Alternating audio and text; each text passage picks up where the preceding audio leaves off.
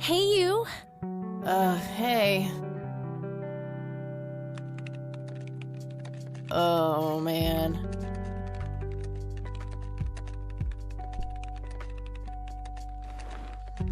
Oh, God, this is so comfy. I'm just gonna lie here and suffocate on my own vomit now. I had a thing I wanted to tell you. Uh-huh. This room sure looks different when it's spinning. So, I was browsing through the used book ads in the paper when I...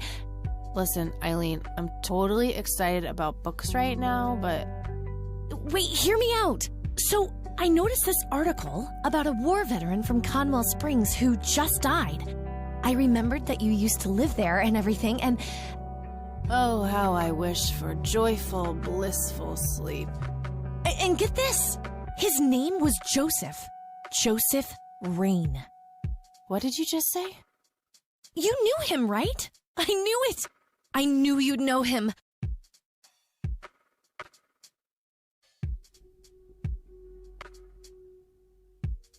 Yeah, was my grandfather. Hey, wait a minute, I never told you where I grew up. Oh, well, I might have sort of looked you up. That is not cool, Eileen, seriously. I just couldn't help myself. Well, one of these days you're gonna help yourself to a restraining order. I'm just telling you this as a friend. I know. Well, anyway, you should know that the funeral is tomorrow. Okay. Are you gonna go? I don't know. Good night, Eileen. Good night, Kathy.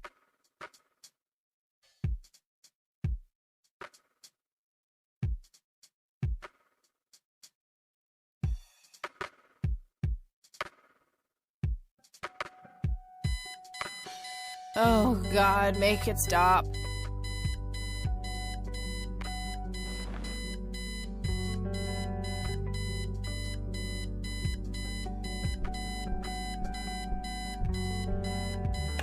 Looks like Eileen left a note for me here. Hi, Kat. Since it's such a long drive, I set the alarm so you won't miss the funeral. Thank me later. E. I'm so getting a new roommate. Well, I guess I should get going. I'm late enough as it is. Eileen's girly suitcase. There's a sticker on it with her full name. Eileen Mildred Summers. Mildred. Oh my God, I'm gonna get her for that. I wish I could wrap up that fact and save it for Christmas. Makeup check, hair check, horrible mood and contempt for humanity check.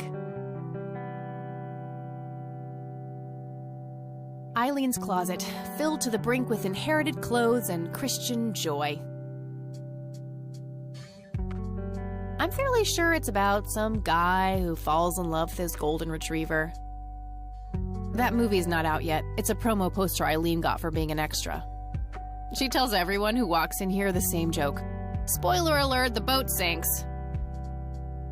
I think that movie is about a girl and a boy who hate each other at first and then they fall in love for no reason at all.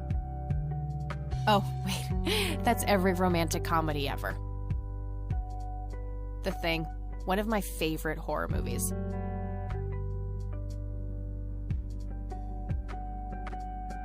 My electric guitar. Got it cheap from a lesbian I met at a concert.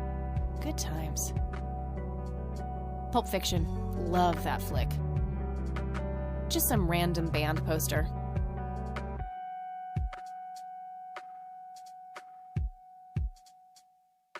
We meet again, Mr. Bear. Don't give me that look. It's not my fault you ended up so close to my lighter. We meet again.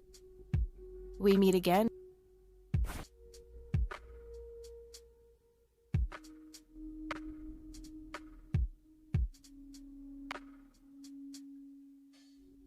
Don't tempt me.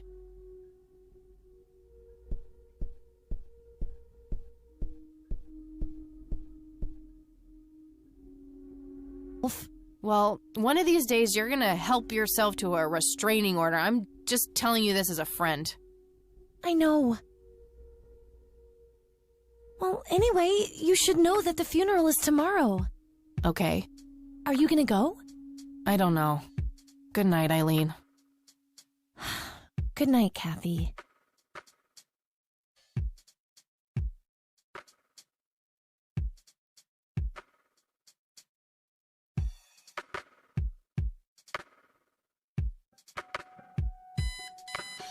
Oh, God, make it stop.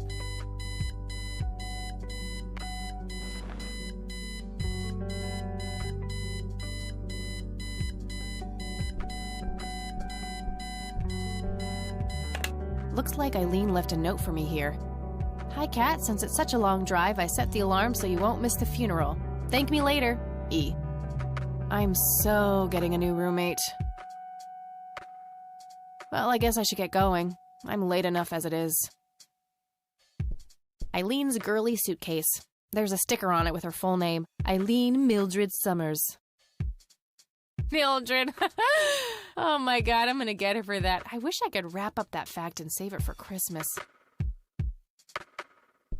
Makeup check, hair check, horrible mood and contempt for humanity check. Eileen's closet, filled to the brink with inherited clothes and Christian joy. I'm fairly sure it's about some guy who falls in love with his golden retriever.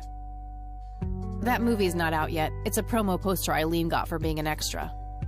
She tells everyone who walks in here the same joke. Spoiler alert, the boat sinks. I think that movie is about a girl and a boy who hate each other at first and then they fall in love for no reason at all. Oh, wait. That's every romantic comedy ever. The Thing. One of my favorite horror movies.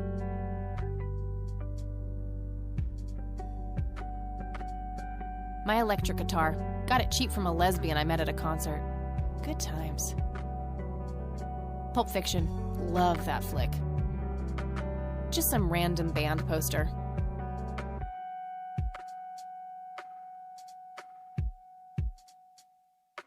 We meet again, Mr. Bear. Don't give me that look. It's not my fault you ended up so close to my lighter. We meet again. We meet again.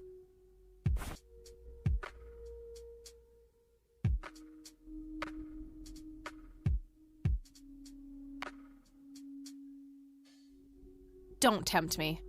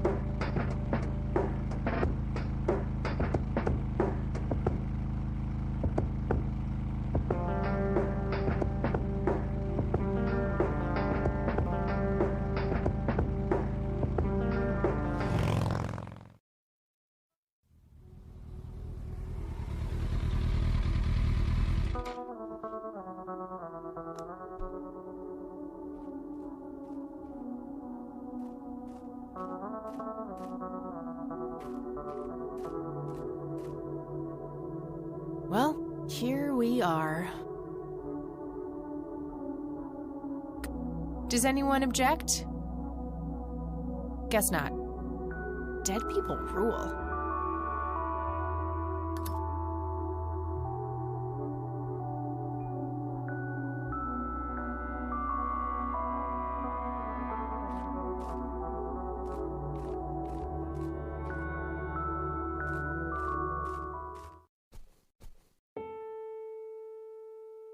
We are gathered here today to honor a person of great integrity, a pillar of the community, and a decorated war hero. His name was Joseph Irving Rain. We all remember his warm heart, his compassion, and his eagerness to help others. His passing, while our loss, is surely heaven's gain. Now we entrust our brother Joseph to God's mercy.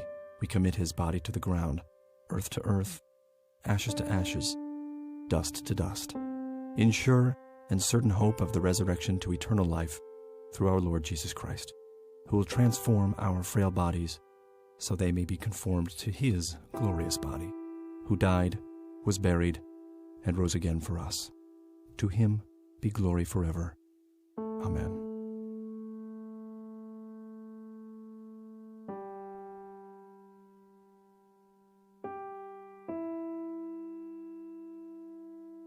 Oh, Kathy, you big baby, just talk to her.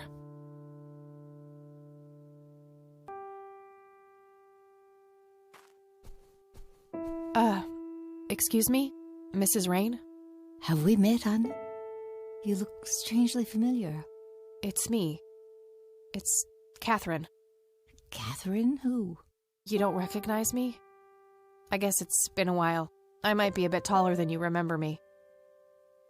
Kathy? Bless my soul. Look at you, all grown up. Oh, how I wish Joseph could see you now, finally coming home. Let's hope he can. Wherever he is. A comforting thought, dear. Lord, how long has it been? 10 years? 15? 15 sounds about right. I was 6 when Mom took me away. Goodness, we have some catching up to do then. I want to know everything. Listen, I'm not quite ready to leave yet, but why don't you join me at the house in half an hour? Sure, I'd love to. I passed it on my way here. It shouldn't be too hard to find. I'll see you soon then. I'm so glad you found your way back home. I can't wait for us to have a chance to talk. Same here. See you in a bit.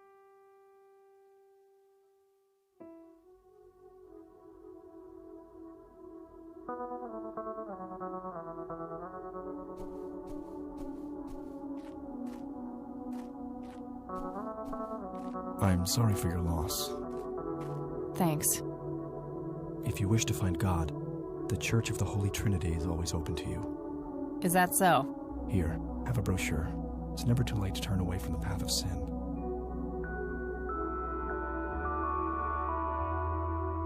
No sin. But what am I supposed to do for fun? Behind those words is a deep wound, a desire to belong. If you let him, Christ can fill that void. Ugh, please don't make Christ fill my void. I'm totally not up for that. The crude facade of a lost soul. I'll pray for you. I wish you comfort in this time of grief.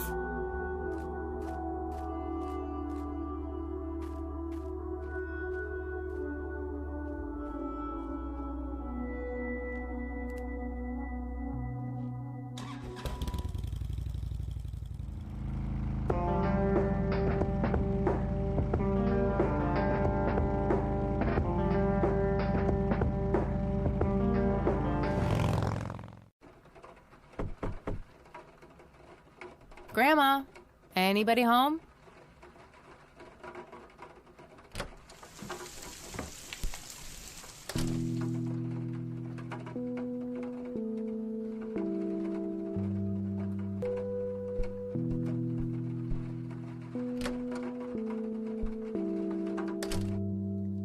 Oh, hello, dear.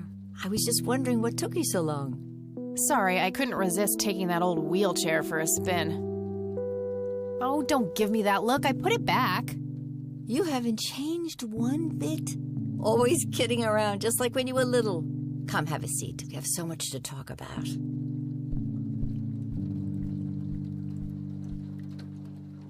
So, now, tell me about your life in the city.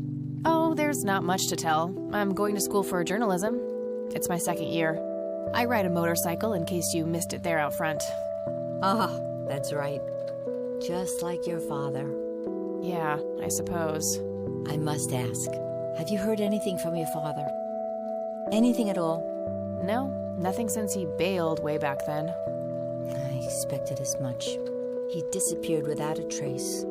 No matter, that's ancient history. How's Sharon, then?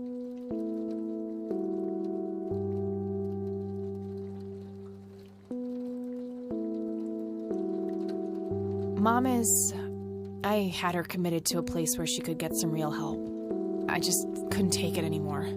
I'm sorry to hear that. In spite of everything that happened when she took you away. Yeah, about that. I'm sorry I didn't visit sooner, Grandma. Mom, she told me all these horrible lies about you and Grandpa. When I was old enough to understand what she was doing, I felt like it was much too late. It wasn't your fault, dear. You were a child. I'm just happy that you're here now. Me too. So, what about you? How have you been doing all these years? I've been lonely ever since the accident. There's no denying that. What accident? Goodness gracious. Of course you don't know. She took you away before it all happened. Don't know what? I will never forget that dreadful day. August 16th, 1981. It was the middle of the night when Sheriff Truman knocked on our door. He had Joseph with him. I couldn't even recognize Joseph at first. All dirty and wet with an awful blank stare on his face, like his soul had been ripped from his body. Since that day, he never spoke a word. Forever confined to that blasted wheelchair. Really? For all this time? I had no idea. It came as a shock to all of us.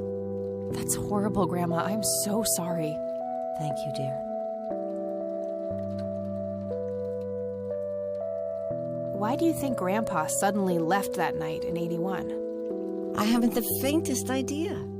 He acted very peculiar not long before it happened, disappearing for hours at a time. At first, I even suspected he was having an affair. When I asked him about it, he just said he was chasing old demons. Must have had something to do with the war. Maybe it was post-traumatic stress disorder? Grandpa always had a hard time showing weakness. I don't know, dear. I'm just speculating. I didn't think too much of it at the time. Joseph was a man of few words. I'm sure he just didn't wish to burden me with it, whatever it was.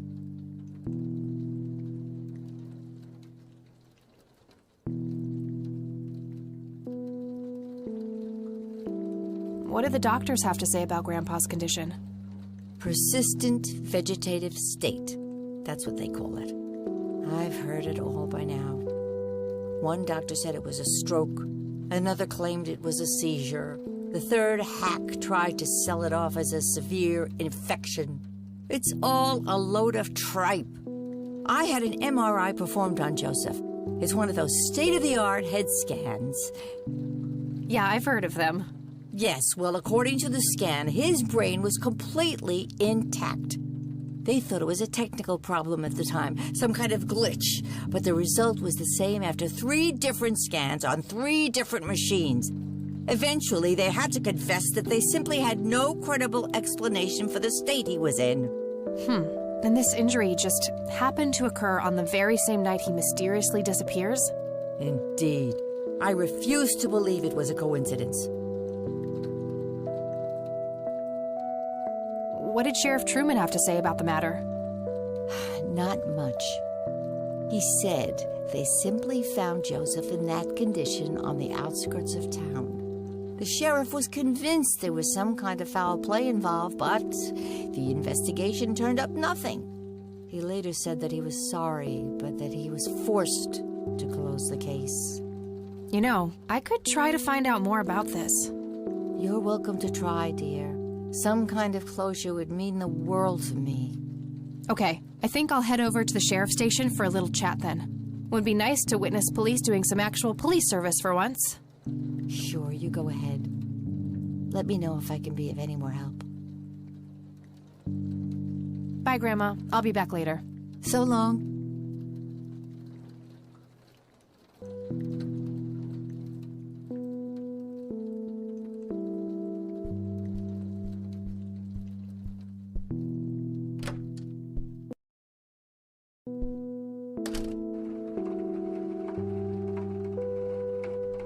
was a joke, you know.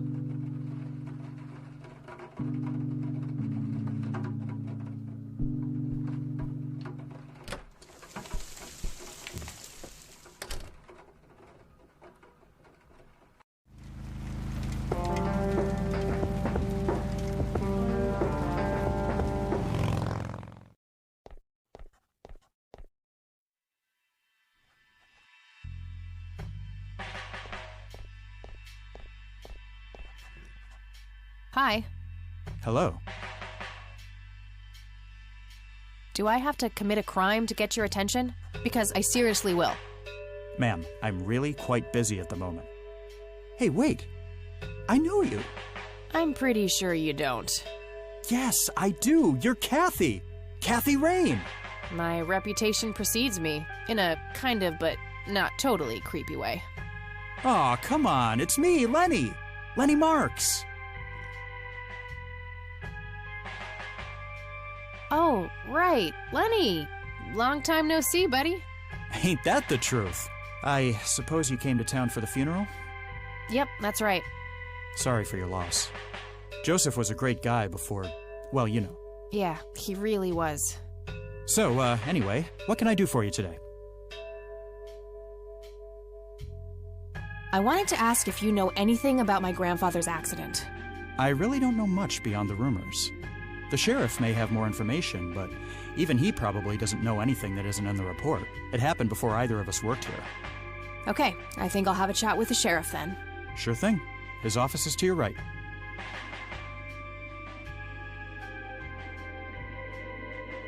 Well, gotta go. See ya.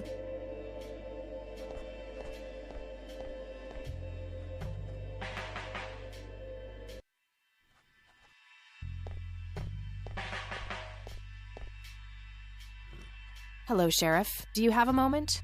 Not really. Make it quick. Do you know what happened to Joseph Rain in '81? He had a stroke in the woods. That's what happened. If that's all there is, why would Sheriff Truman open an investigation? It was just standard procedure. A general occurrence report always has to be filed. I see. Did you know him at all? No, I haven't been in town for long. Man sure has one hell of a reputation, though. It's been over a decade since he was put in that wheelchair, and people still talk about the man he used to be. It's like he was a cult leader or something. Sounds like a conspiracy theory to me. Could be, but you know what they say. Things too good to be true usually are. Could I have a look at that report? Absolutely not. They're official police documents. Why not? I thought filed police reports are public record. Not in this state, they ain't. But I'm family. Doesn't that count for something? You consider yourself family? I've never even seen you before in this town. It's complicated. Guess what's complicated? Not to mention illegal. Handing out evidence to anyone who asks for it. Aw, come on, Sheriff. What's the big deal? It was a long time ago. It would make this girl very, very happy. Are you trying to use flirtation on an officer of the law? Well, that shit may work on numbnuts like Lenny, but I got work to do. Lenny, a little help here? Don't you agree that he's taking by the book too far? Well, boss, she is his granddaughter, really. I don't think it's any... Don't you think I know that? There are rules. Am I the only one in here who cares about the law? Too much coffee? Try not to pop a vein. You want to see the inside of a cell? Oh, cuff me, officer. Spare me the torment of your rhetorical questions and veiled threats. Just follow the rules like everyone else. I've had enough of this nonsense. Fine.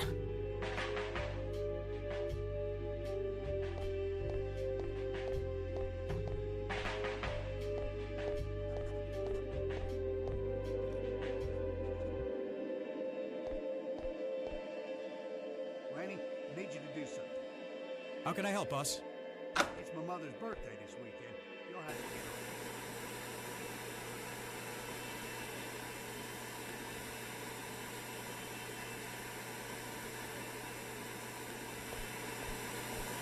Hey, What? I can't hear you.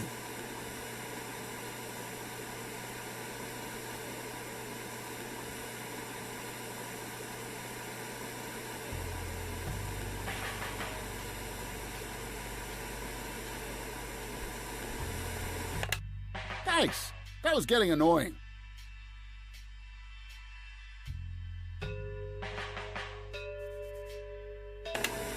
Oh.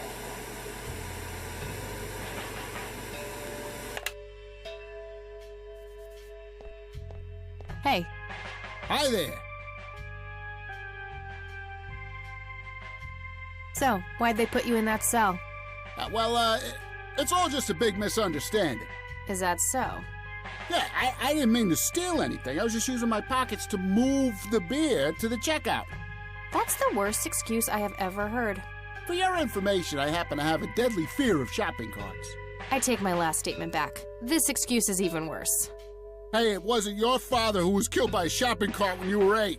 I sure hope not. To be fair, mine wasn't either. It was just Uncle Bob. But that doesn't mean it was any less traumatic, mind you. To this day, I still get nervous breakdowns in grocery stores. I think I've heard enough, buddy. You're right. We should stop before the flashbacks begin. You need to keep the blonde cop out there busy for a while. I do? $10 says you do. I'd say my services in this matter are worth at least $20. 9, 15.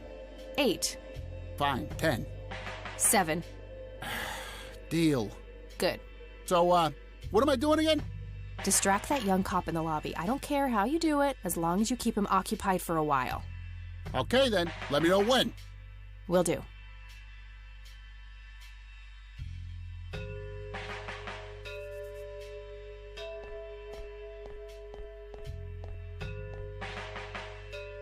Hey, the jail is off limits. You shouldn't be in there. Oh, sorry. I just heard someone yelling. I think that guy in the cell needs some help.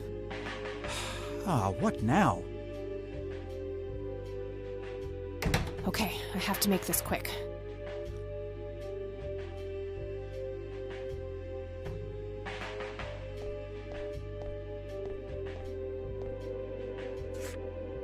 Okay, let's have a look.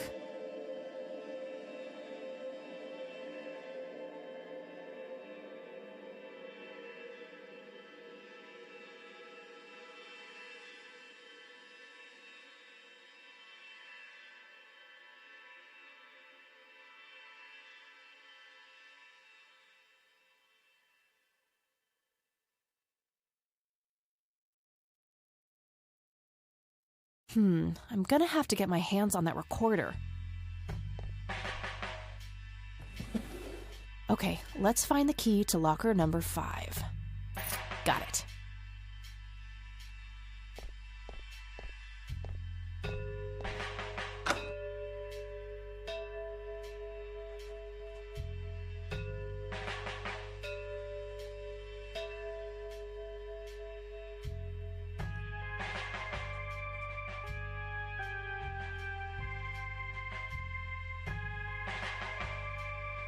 Hey, Sheriff, what's the deal with that bum? What bum?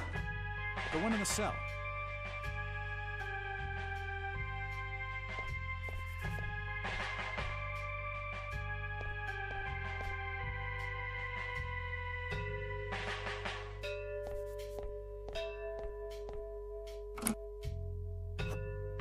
All right, got it.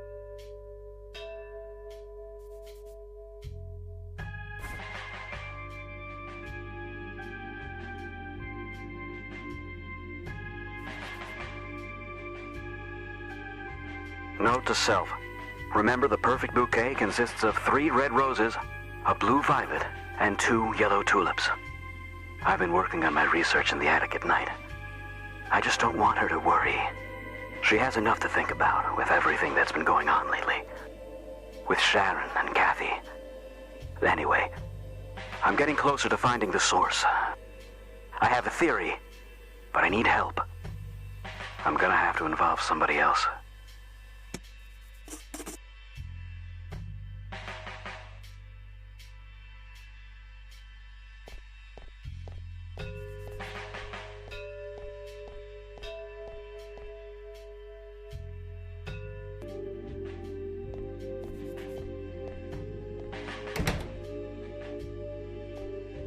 Hey, Kathy, wait. What? Do you eat foot? I mean, food? Absolutely not. I feed on human misery. Relax, Lenny. Yes, I do eat food. Oh, well, great. Can I buy you food sometime? And also buy food for me? And then maybe we could eat the food together?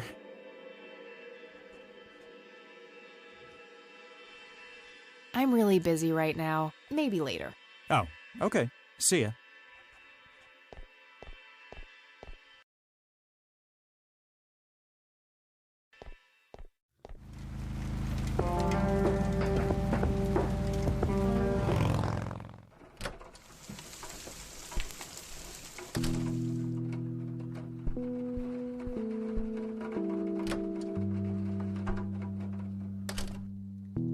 Oh, hello, dear.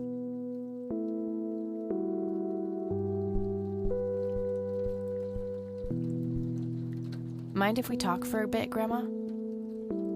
Not at all, dear. What's on your mind? Would you mind if I took a look in the attic? I suppose it would do no harm. Come with me. Thanks, Grandma. You're welcome, dear. Be careful now.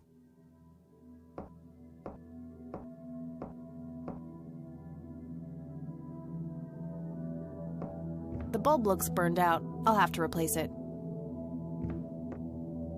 Nothing. The bulb must be burned out.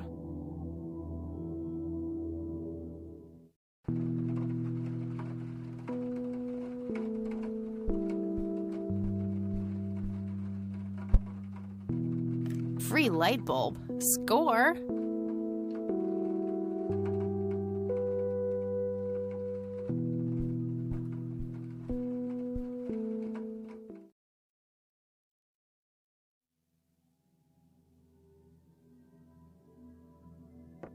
The bulb looks burned out. I'll have to replace it.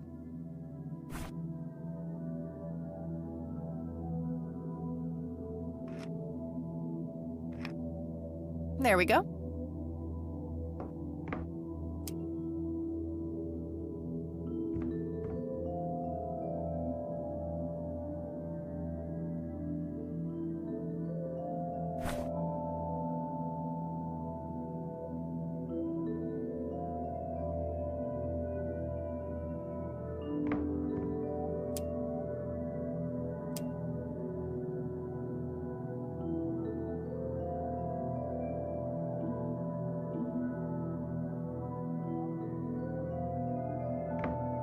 Mr. Bear! Oh, how did you get all the way up there? Good idea. You just keep watch. I'll do the searching.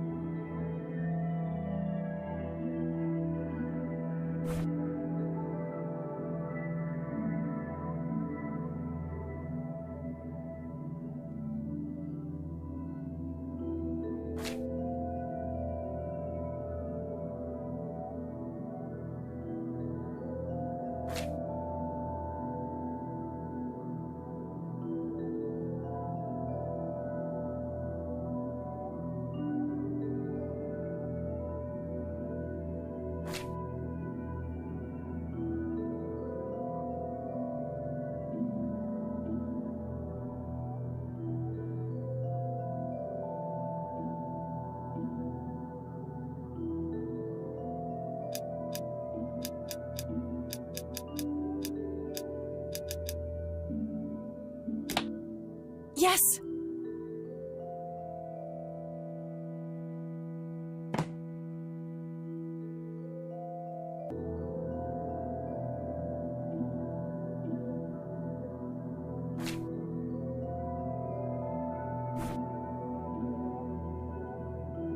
Let's see what's in here. There were 2 pictures, a newspaper clipping, a key, and a tape inside. Tragic drowning in Conwell Springs. In early morning on Sunday the 14th, a teenage girl found dead near Conwell Lake. The girl is survived by her mother, father, and younger brother. The funeral service will be held at Conwell Cemetery on the 21st of July. The notice is dated July 15th, 1975. Tragic story. I wonder why Grandpa saved this.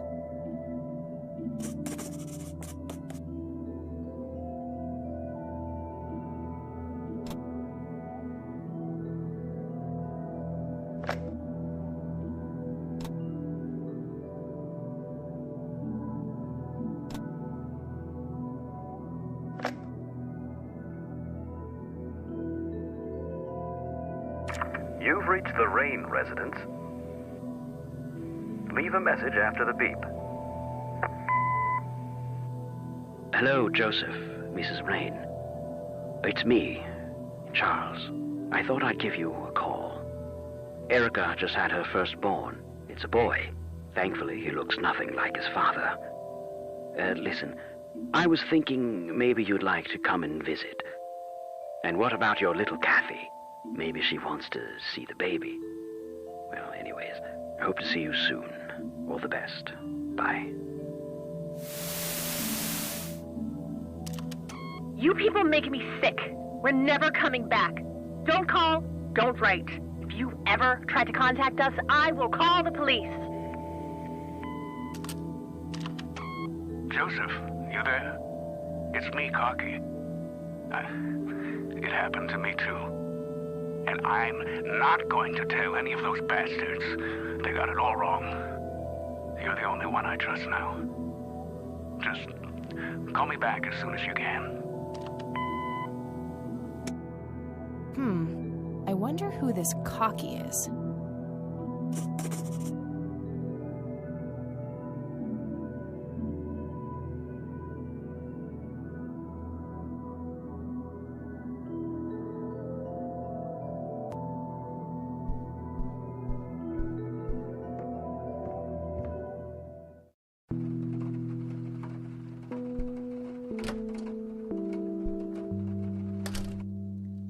Oh, hello, dear.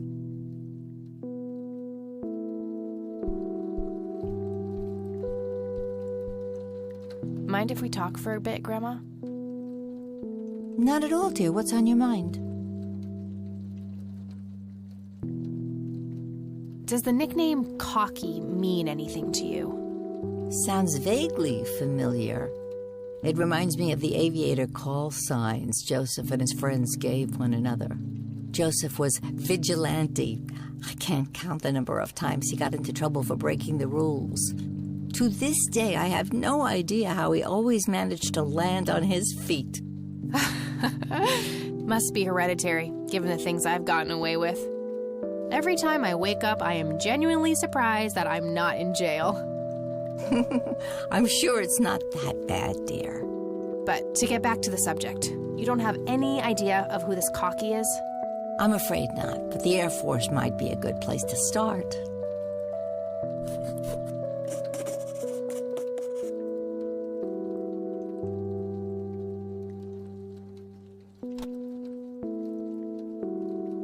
Brams, can you tell me anything about this picture? It looks awfully bright. Perhaps something was wrong with the camera.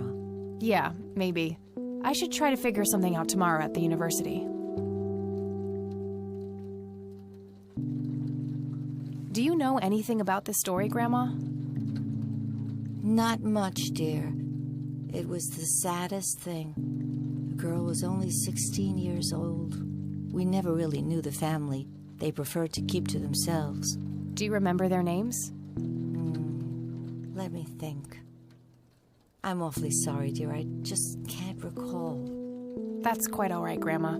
I was just wondering why Grandpa would have wanted to save this. Joseph was always deeply affected by the tragedy of others. Perhaps he wanted to do something for the family to ease their pain. In any case, he didn't speak to me about it. Okay.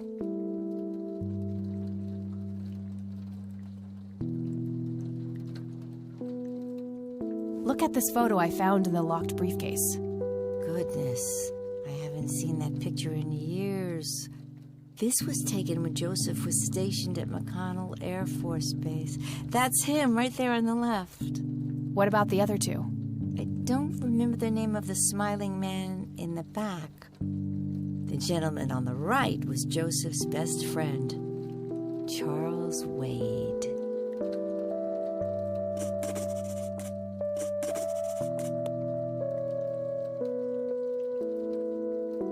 What can you tell me about Charles Wade? Well, I do know he has made quite a name for himself since he and Joseph went to war together. Apparently, he came up with some brilliant piece of engineering for the airplanes. They use it everywhere now. Any idea how to get in touch with him? I'm afraid not, dear. I haven't seen him for years. He and Joseph grew apart before you were born. Any particular reason for that? Not that I know of.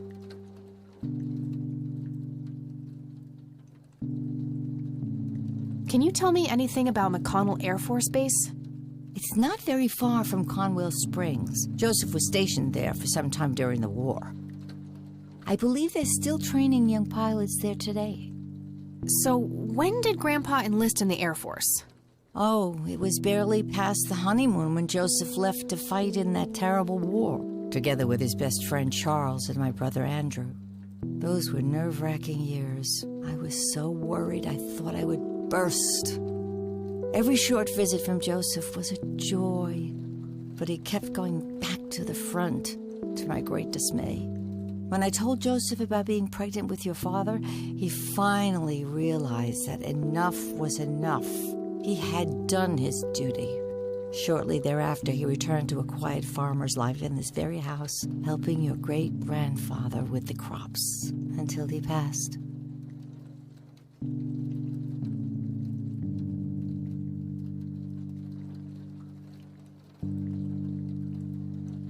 Bye, Grandma. I'll be back later. So long.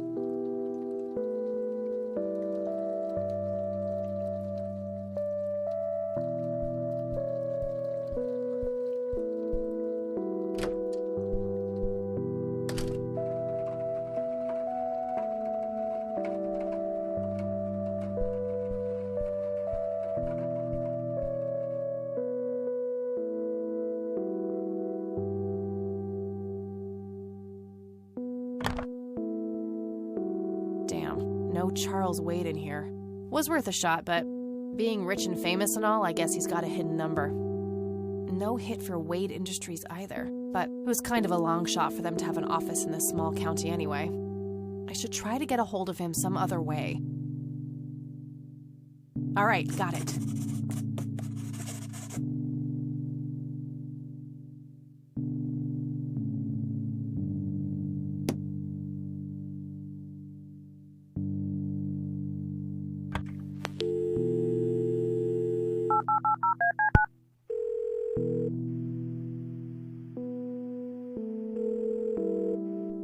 McConnell Air Force Base, how can I help you? Hi. I was just wondering if you had time to answer a few questions. Sure thing, ma'am. Ask away. I'm trying to get a hold of Charles Wade. Would you happen to know how to reach him? I'm sorry, ma'am, but Charles Wade is a public figure. He has explicitly asked us not to provide his contact details to anyone. Is there any way you could make an exception? I really need to talk to Mr. Wade. No can do. I can't really help you out unless you have some sort of official business. I do have official business. I'm Deputy Reagan. I'm calling from Conwell Springs Sheriff's Department. Nice try. Do you know what caller ID is? You can clearly see that you're not calling from the station. Goodbye. Damn, I can't pull that off if I call from here.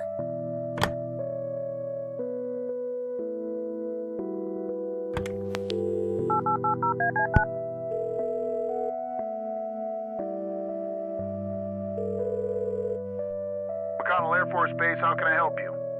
Hi. I was just wondering if you had time to answer a few questions. Sure thing, ma'am. Ask away. What can you tell me about McConnell Air Force Base? This is one of the oldest Air Force bases in the U.S., established during World War I. The main purpose of it is to train fighter pilots. The McConnell Flight School is well-renowned all around the country. In the late 80s, the school started accepting a limited number of civilian applicants due to the high demand. Some of the most famous dogfighters in U.S. history, such as Ethan Fireball Jenkins, Joseph Vigilante Rain, and Brett Savior Myers, trained at this very base. Charles Wade, the great industrialist, did too.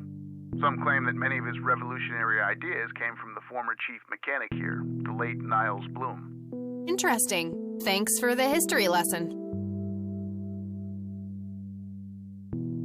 Do you recognize the aviator call sign, Cocky?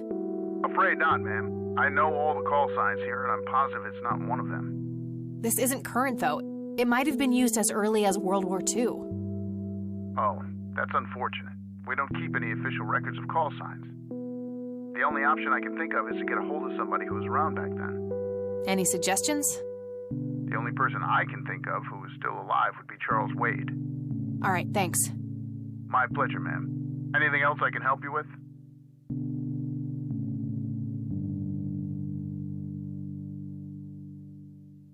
Do you know anything about what happened to Joseph Rain in '81? I know that he was no longer stationed here at the base at that time. He'd left the Air Force decades earlier. But as a Conwell Springs citizen, sure, I've heard the rumors just like everybody else. How he was found by the sheriff all messed up, walking out of the woods with some kind of unexplained brain damage. Any theory as to what he was doing out there? I'm afraid not, ma'am. But I'm positive that it had nothing to do with this base or our operations here. Okay, what can you tell me about his service at McConnell?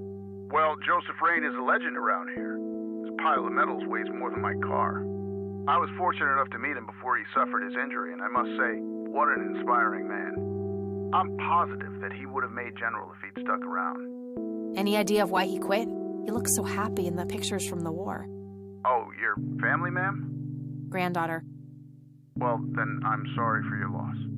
I heard about his recent passing. Appreciate it, buddy. So, about him quitting. I shouldn't speak ill of the dead, but some say the war broke him. PTSD. Me? I don't think so. When I met him, he had this aura about him, like he wasn't afraid of anything. Maybe it was just guilt.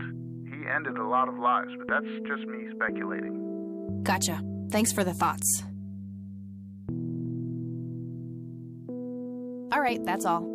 Goodbye, ma'am.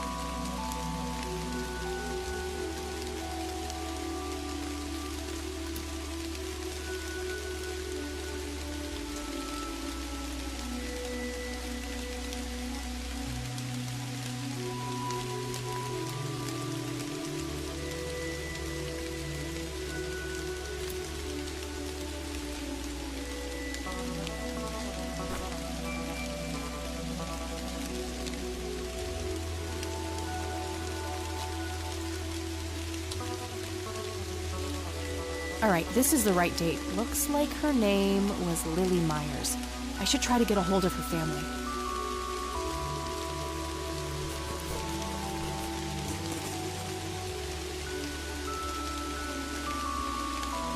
I wonder what that kid is doing here all alone.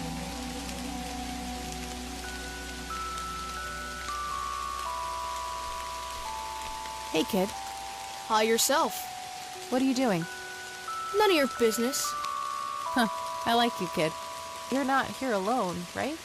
Where's your mom? Oh, she's around. I don't see her. You must be blind or something. I'll go look for your mom, okay? Don't go anywhere. Whatever.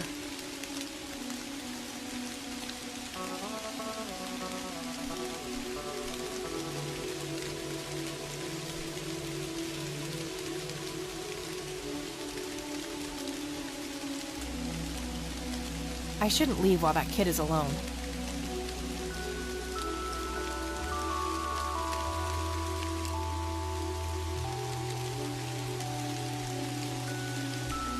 Kid? Guess he found his mom.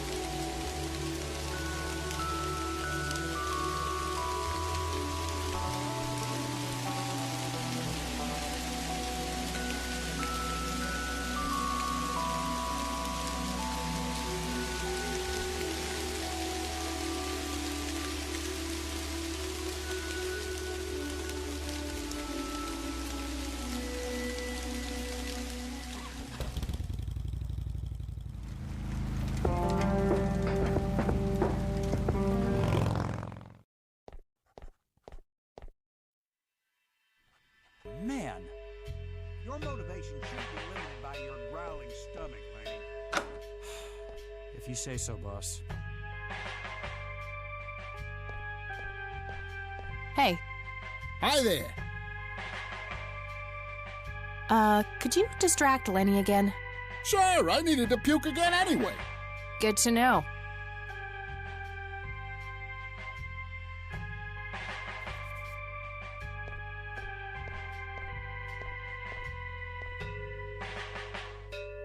Guess what?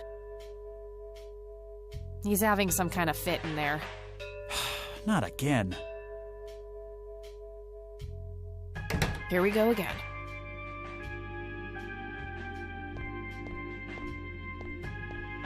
Okay, there's gotta be something in here about Lily Meyer's death. Okay, what do we have here?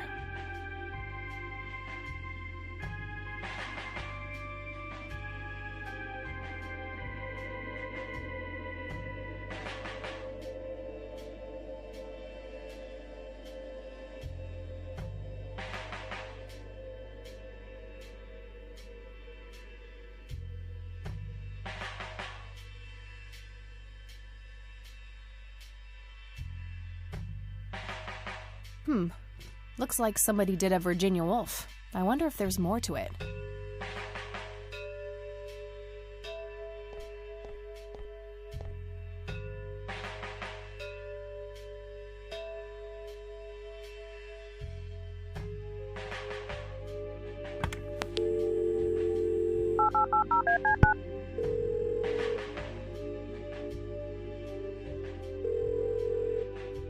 McConnell Air Force Base, how can I help you?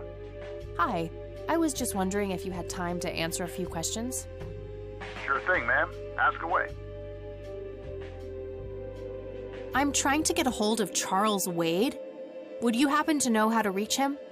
I'm sorry, ma'am, but Charles Wade is a public figure. He has explicitly asked us not to provide his contact details to anyone.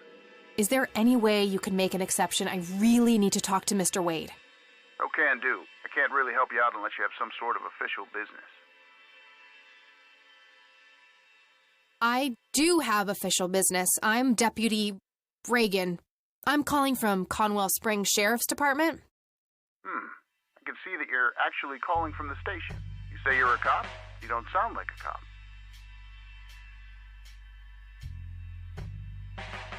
What the hell is that supposed to mean? It's just because I'm a woman, right? Women don't belong in law enforcement? Is that what you're saying? That's so sexist. Now, that's hardly what... Do you have any idea what I have to go through every day? Nobody takes me seriously. The dirty looks, the sexual innuendos, Relax, okay? I'll check the files. It's 555-7641. Thanks, buddy.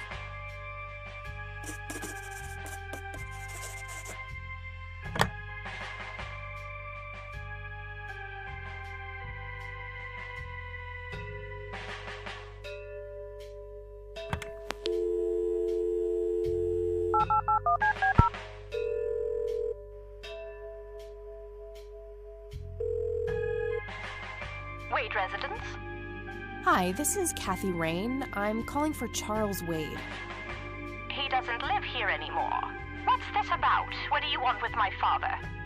I'd just like to have a quick word with Mr. Wade. It's about my grandfather, Joseph Rain. You're 20 years late, girl. My father has neither time nor energy to deal with you people. But this conversation is over. Unless my father explicitly says he wants to talk to you, it's not going to happen. what a stuck-up, overclass witch. Well, she hasn't heard the last from me. I'm going to talk to that old man one way or another.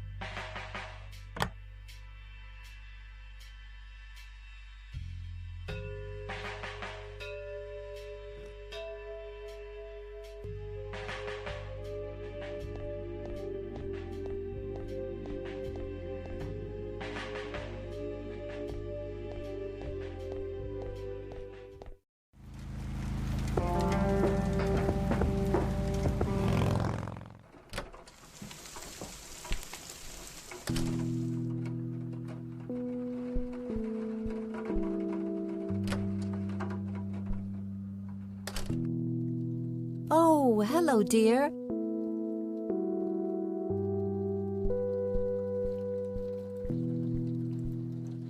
Mind if we talk for a bit, Grandma? Not at all, dear. What's on your mind?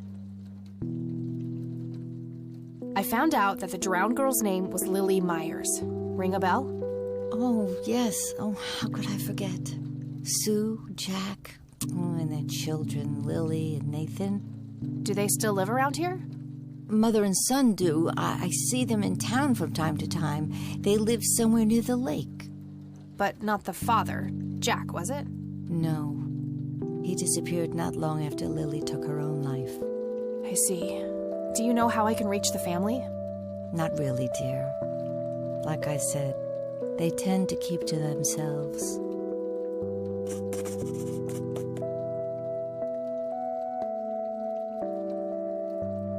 See you later, Gramps. Take care, dear.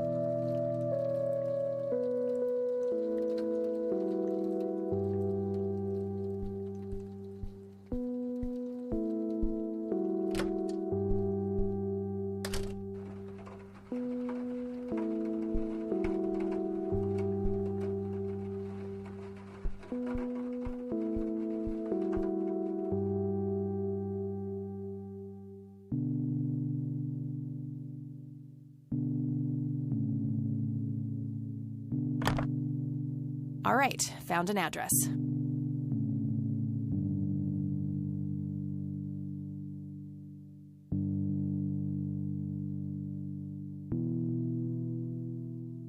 I got the address already.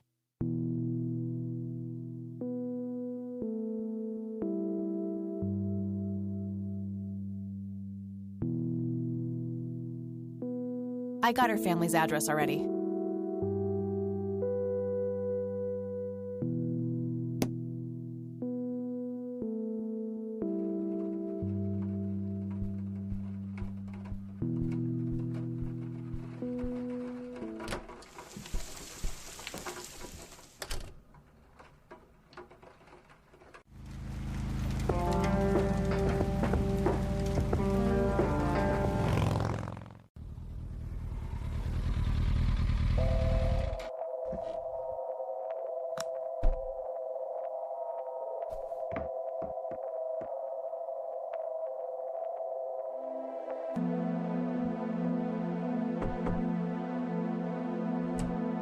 Yes? Can I help you? I hope so. My name's Rain. Kathy Rain. Joseph's girl. The one they sent away.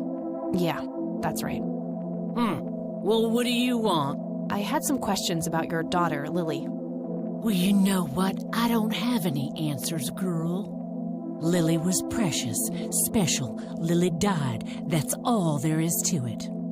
My grandfather came to see you, right? To ask about her? Maybe he did. I don't see how that's any of your business. I'm not asking for much, Mrs. Myers. Then clearly you have no idea what it's like losing a child. Goodbye.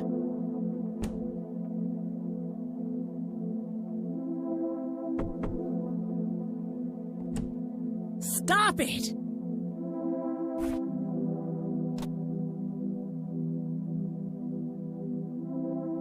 Care to join me for a smoke, Mrs. Myers? Well, I'm gonna have to think about it. What brand? Corley Cinders. Extra long. You got taste. I'll give you that.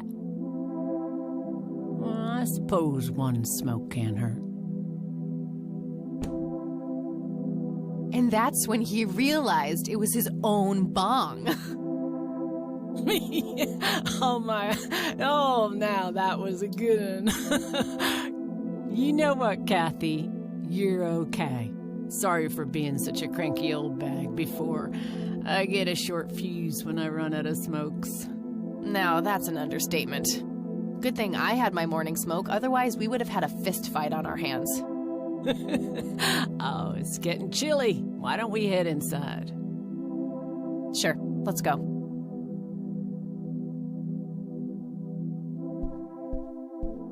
Now, this here's my boy Nathan. He's special. Nate, be polite and say hello to Kathy. Hi, Kathy. Hi there, big guy. What you doing, big fella? Drawing. Oh yeah? What are you drawing? The nice red man. You mean Santa? No, the nice red man. Now, what did I say about raising your voice at strangers?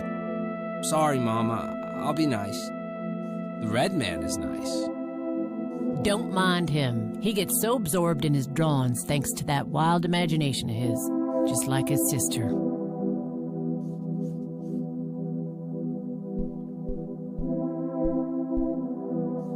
So you wanted to ask me about Lily? Yeah. Do you mind telling me what happened when my grandfather came to see you? Well, he knocked on my door a few years after Lily had passed away. I didn't know Joseph too well myself, but I'd heard of him and the good he'd done for the other people around here. So I let him in. He started asking a bunch of questions about Lily, like if I was absolutely sure that it was suicide. And what did you say? The truth. That she was depressed and had been for a long time. I had no doubts about what happened. All right. Anything else? Well, he was weirdly curious about her paintings. Lily painted? Yep, that's one of hers right there on the wall. I see, it's beautiful. So, in what way was he curious? He asked if Lily had painted anything odd or strange. I didn't really get what he was after, but I let him have a look at her work. He spent some time browsing through them, and then he wrote something down on a piece of paper, thanked me, and left. Huh. Any idea of what he could have seen? Not really. I had the paintings all lined up. Could have been any of them. Would you mind showing them to me? Well, I would if I could, but this is the only one I have left. I sold the rest many years ago to this weirdo art collector.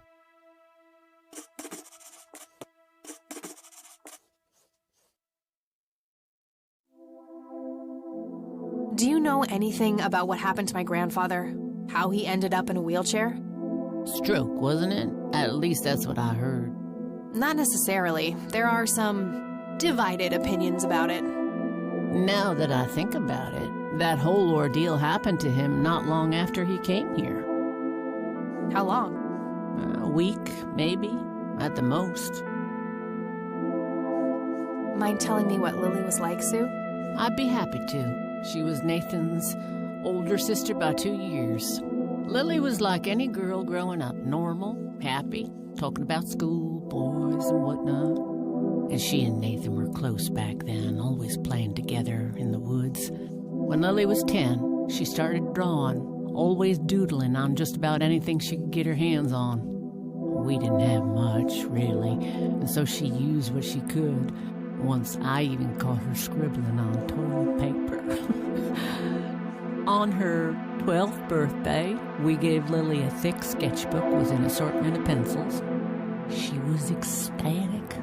That was the happiest I'd ever seen her. From that day, drawing became her life. Eventually, her art teacher at school helped her to get started with oil painting. When Lily was 15, something changed.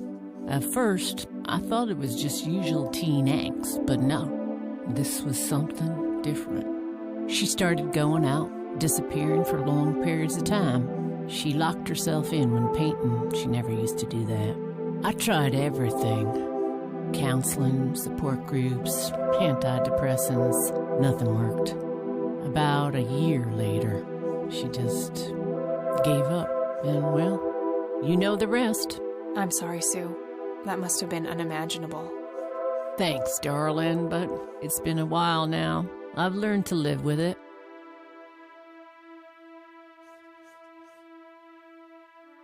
What do you do to support the two of you? A little bit of this and that. Got me some cash saved up, too. Nathan helps out when he can. What happened to your husband, if you don't mind me asking? You could say he didn't quite cope as well as I did with what happened to Lily. He got himself a death wish after what happened to her, started drinking and getting into all sorts of trouble. 5 years left for him in the joint now. Been there for 15. Man, that must be rough for you. Oh, we're doing just fine without him, aren't we, Nate? Mama takes good care of us. Mama sure does.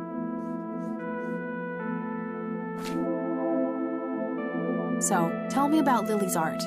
It used to be about cheerful things, landscapes, animals, bright colors. But as she drifted further into depression, she started painting horrible things, death and decay. And the last few pieces look like something out of a nightmare. That's awful. Did Lily ever get any recognition for her art? Not really. Except from the guy I told you about who bought most of her paintings.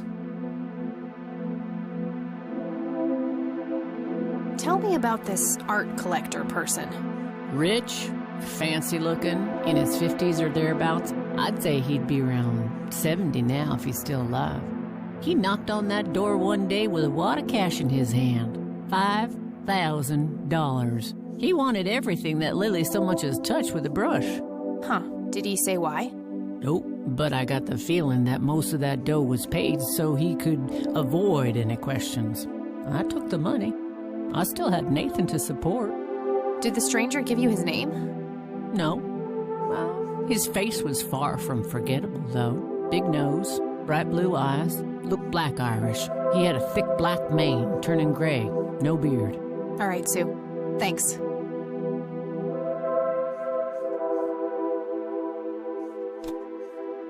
Hey, Sue, do you recognize any of these men? Well, there's Joseph Rain. Always so handsome. I had such a crush on him back in the day. And... no way. That's him. The man who bought the paintings. He's much younger here, but there's no mistaking that hair and nose. Are you sure? I'm positive, little cat. That's the guy who walked into this cabin with $5,000 in cash. That's very helpful, Sue. Thanks. Ugh. Another question for the elusive Mr. Wade.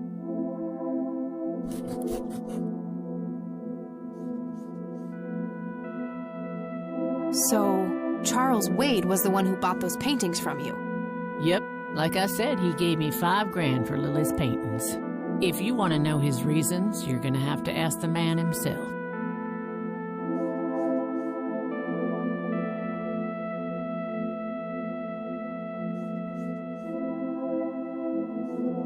I think I'm going to head off now. Sure thing, little cat. Come back anytime. It's getting late. I should head back to the city.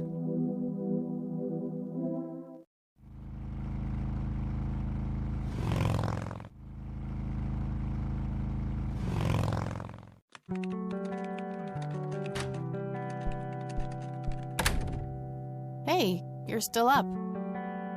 I was wondering when you'd show up. How did it go? Long story. I found out about some stuff that happened when I was a kid. Wow, what a mystery. So what's the plan now?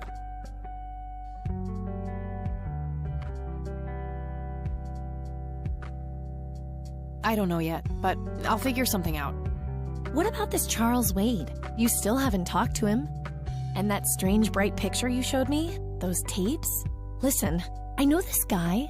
Eileen, relax. We can talk about it tomorrow, okay? Oh, it's way too late now. Oh, I couldn't possibly sleep now. I'm way too excited. Well, that makes one of us. Nighty. Good night, Kat.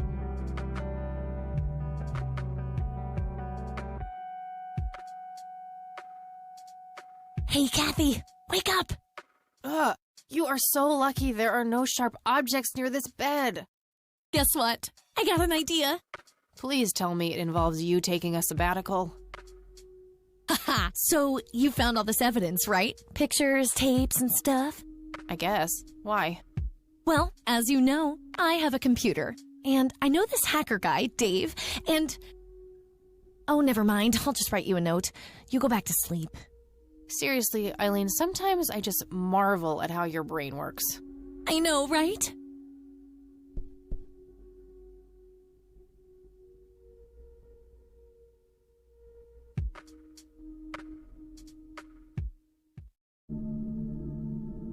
Are you sure you want to do this, Catherine? You still have time, if you think there's any chance you would change your mind. I'm sure, Doctor. Just get it out of me. But please, don't tell my mom. I'm sorry, but we have to do that. It's the law.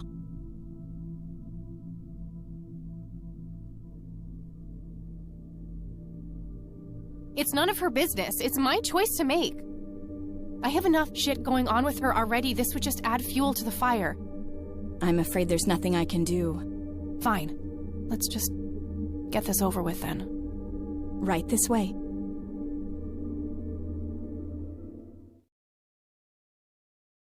Ugh, I hate that dream.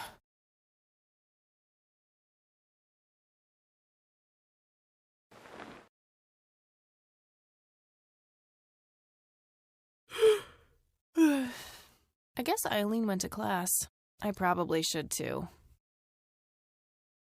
Nah.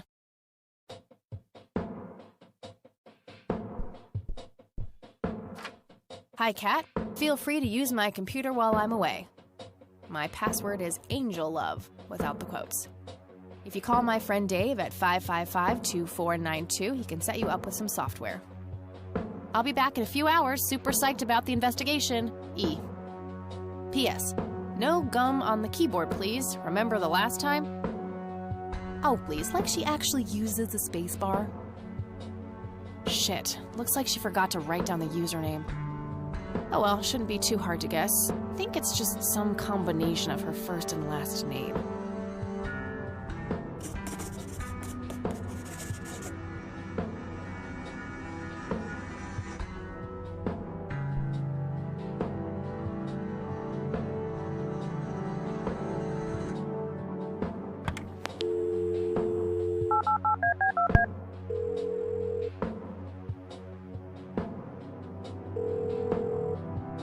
Yeah. Hey, I'm Kathy. Eileen said to call you about some software. Ellie who? Eileen. Red hair, glasses, speaks so fast her gums ache. Oh, right. I thought her name was Errol. Figured it was kind of a weird name for a girl. You must have a hearing disorder. You must have a thinking disorder. Burn. Wow, just wow. So, the software? Oh, yeah. No, can't. Not really. I knew she was full of shit. Nah, I mean, sure, I used to be able to get pirated software, but not anymore. There was this misunderstanding and my network privileges were revoked. Me and Clyde, the campus IT guy, don't really see eye to eye. We used to play bocce together, and let's just say he is one sore loser.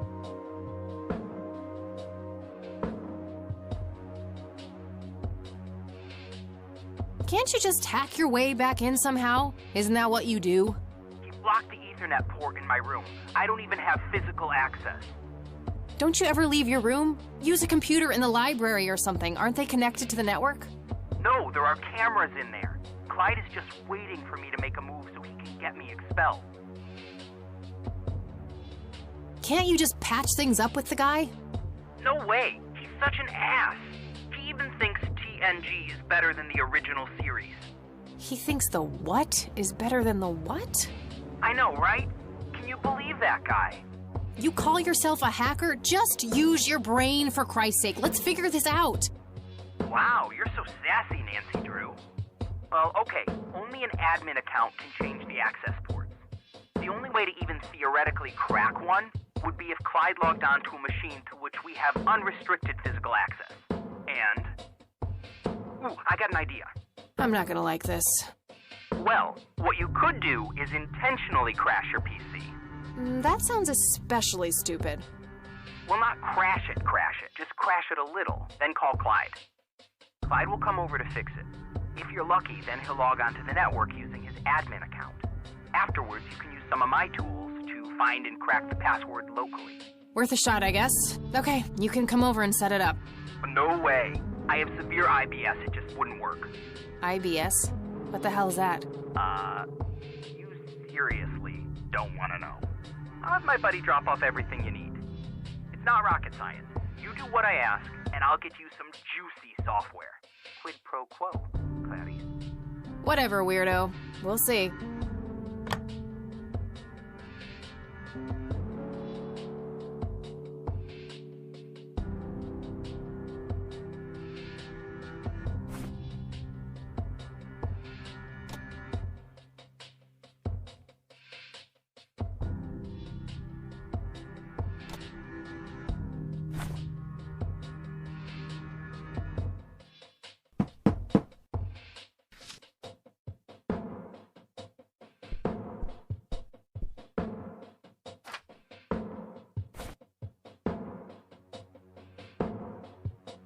There was a floppy disk in there with a note taped to the back.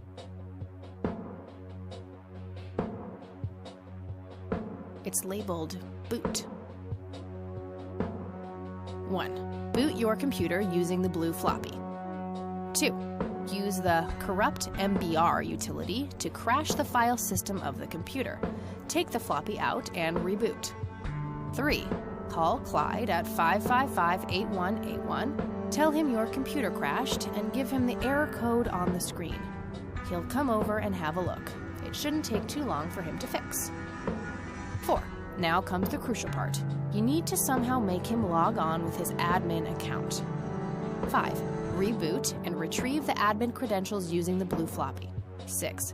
Reboot and log on using Clyde's admin account. 7. Look for some kind of tool to remotely open my Ethernet port. Dorm B, room 8.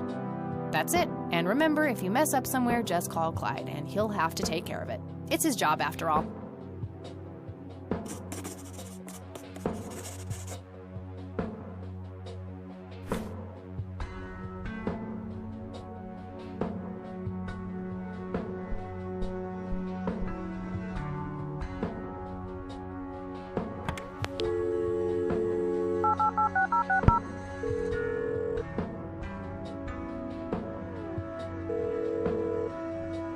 IT, this is Clyde speaking. How can I help you? I, kind of forgot my username. Well, it's real easy. It's the first letter of your first name, followed by your last name. So Jane Doe would be J-Doe. All right, sounds easy enough. Never mind. Suit yourself.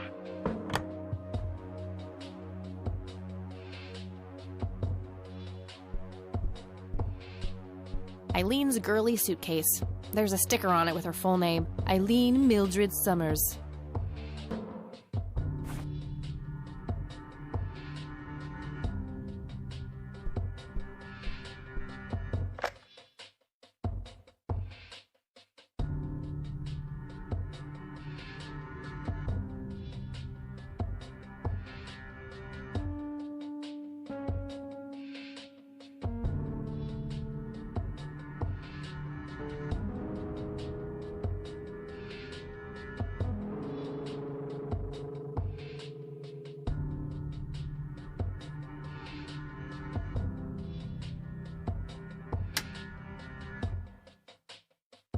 All right, time for some expert help.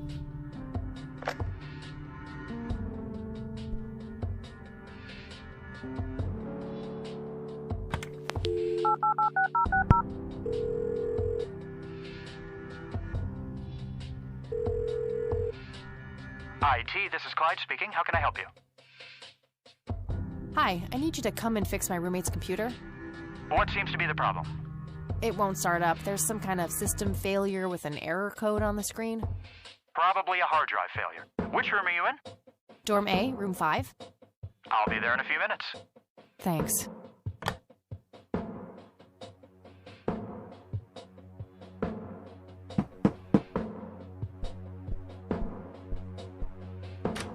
Hey, Clyde from IT. Hi, come in.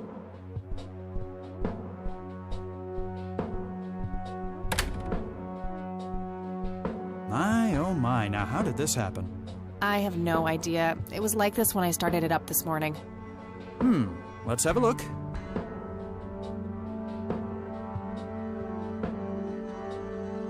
And presto, good as new. That's perfect. Could you try logging on real quick just to make sure it works? You go ahead, I'll wait.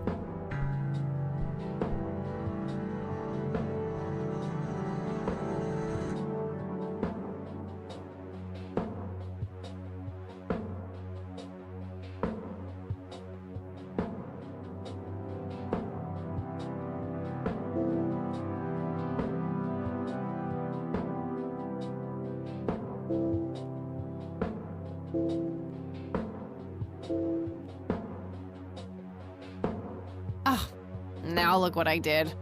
For crying out loud. Let me try to log in with my account. Okay, everything seems to be in order. I've unlocked your account. Please, try not to break anything else. Oh, I'll try.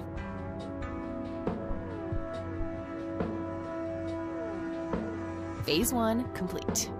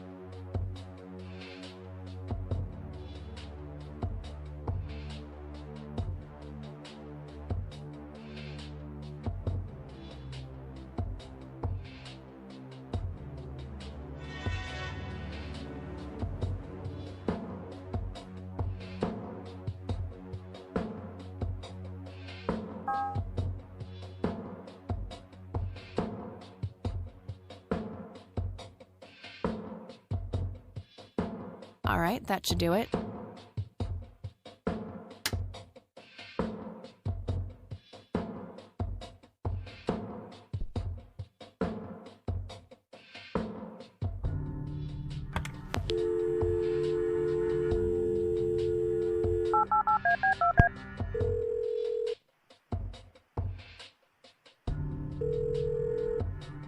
Yeah. Guess what? You got it? Hang on. Oh man, I could kiss you! Figuratively, that is. I am so gonna get back at Clyde now. What are those admin credentials, by the way? Not telling, buddy. Saving those for a rainy day. Huh. I suppose this nice floppy I've prepared for you stays in my room then. Sure, then I'll just have to log back on and click that pretty little lock icon again. Now this is just emotional blackmail. Quid pro quo, Dave. Fine. I'll have it dropped off at your room. God damn, you're like a she-Clyde. A Clydette. Huh. That is the worst insult I've ever heard. Later, Dave.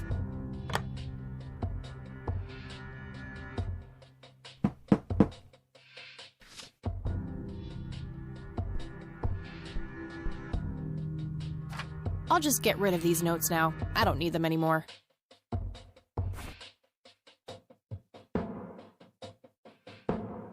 There was a floppy disk inside.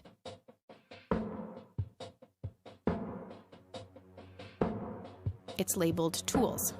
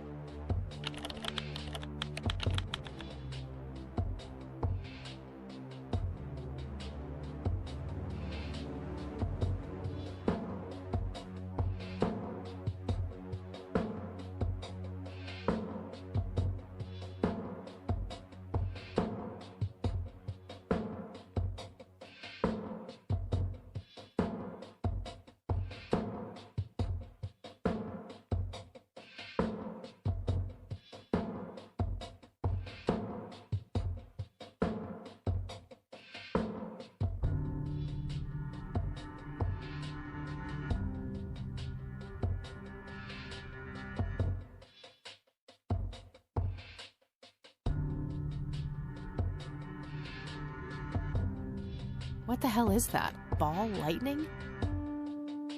I'll print the whole picture for now, but there's probably more to find.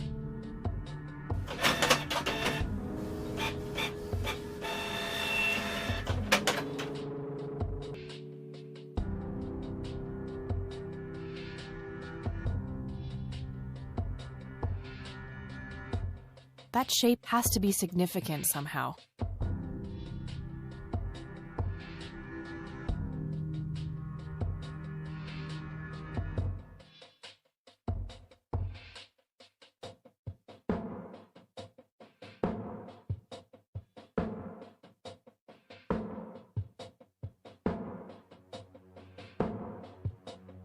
Unusual flower over there, though.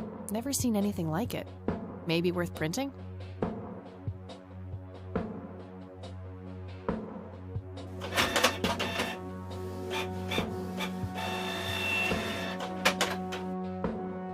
Okay, I'm pretty sure that's all there is to find in this picture.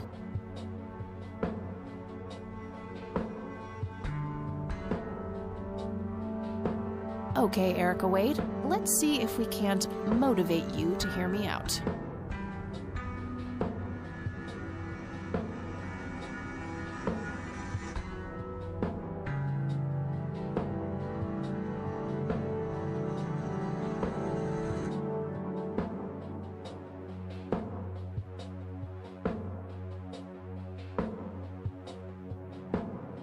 You've reached the Rain residence.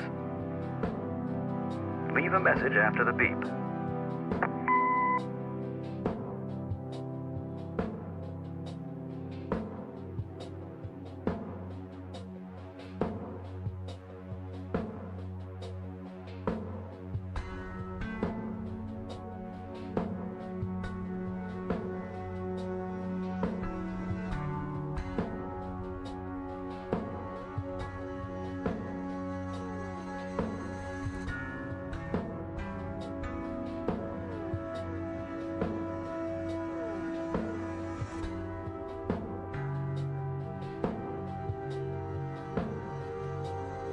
How you doing?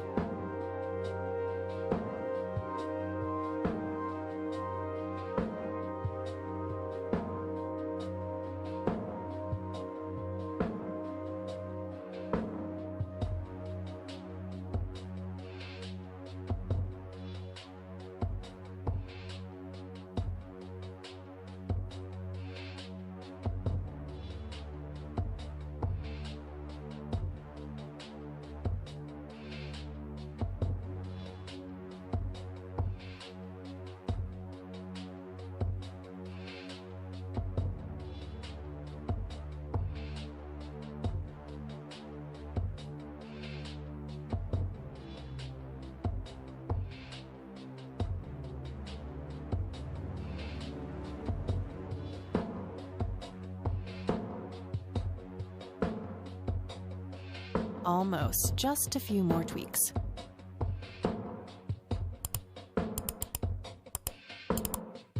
That should work.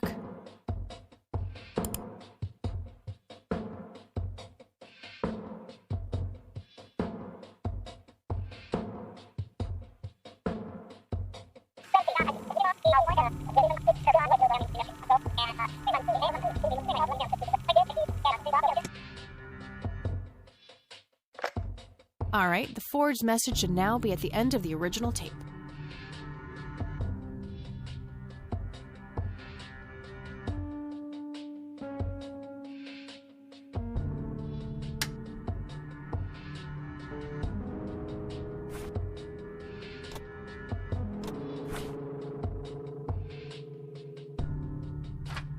I'll just get rid of the original picture now, since I have the restored version anyway. Strange. Now that I look at them, the lights remind me of something I picked up yesterday. It's some advanced scanner thingy. It can scan pictures, tapes, all sorts of stuff.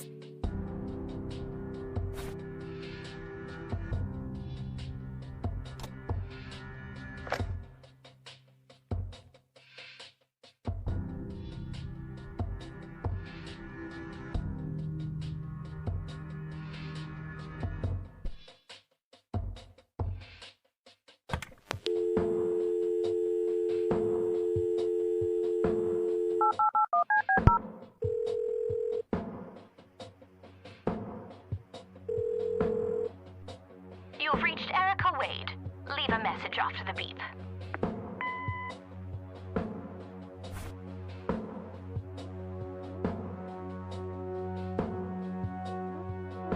Hello, Erica. It's your father.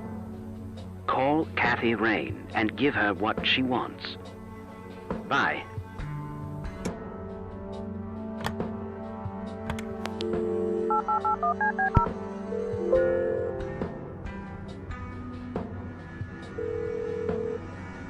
You've reached Erica Wade.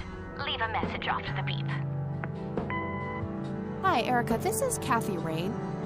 I spoke to your father. He asked me to get in touch with you and said he would call ahead. You can reach me at 555-8352. Bye. Your move, Erica.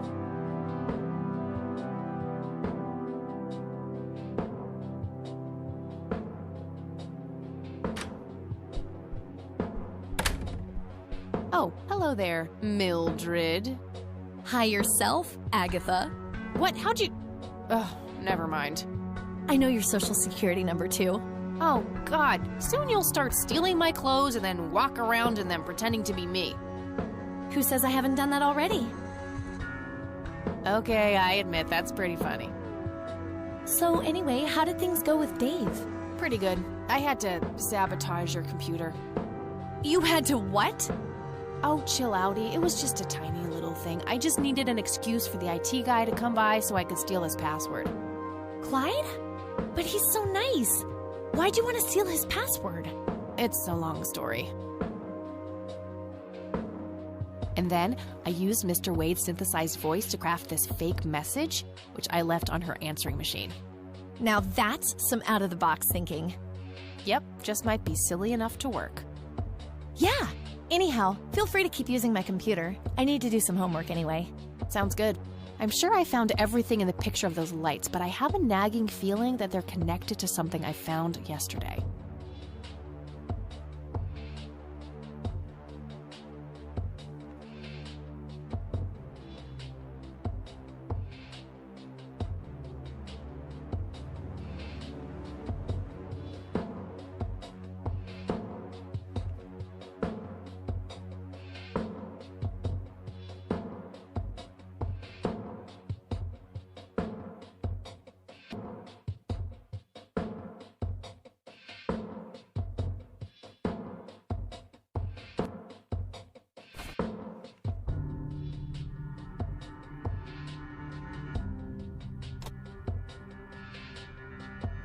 Wow, the church logo looks pretty similar to the smoky lights.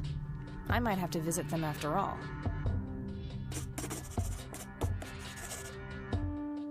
Hey, E, come check this out.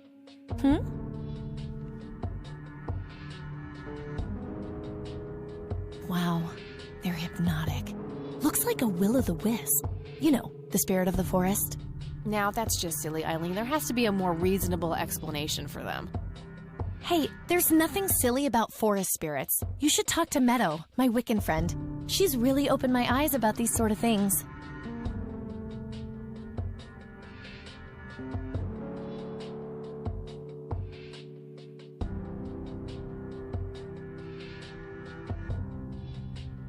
Isn't that the same Meadow who had an intimate relationship with the tree outside her dorm? Oh, come on. That was just a phase. Trust me, I've been through every phase in the book. That definitely isn't one of them. So, anyway, is there anything I can do to help? Well, my side of the room is starting to get a bit messy. There's always that. Haha, I meant with the investigation, silly. I guess you could try to find out more about these lights. Maybe figure out where that picture was taken. I know exactly where to start. Good. I'm gonna get some food now before I pass out. Okie dokie. I'll grab my books and get cracking. All right, see you in a bit.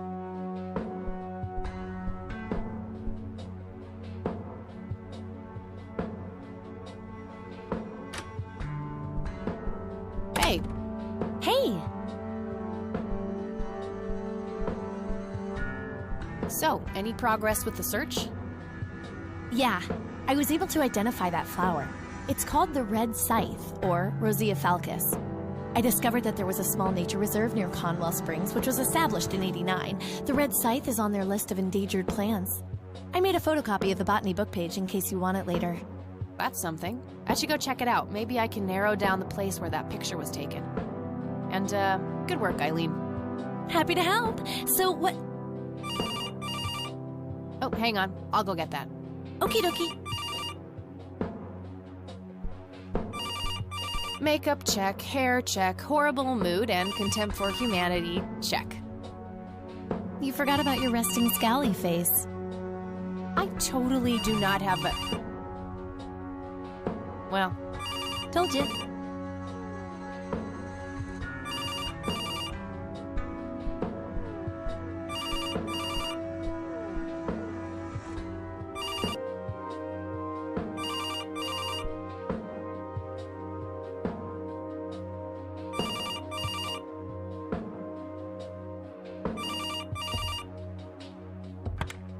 Hello?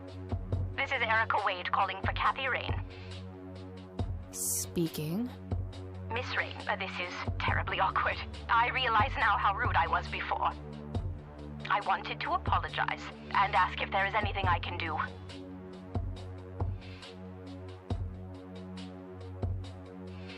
Apology accepted. You can start by answering a few questions. Very well.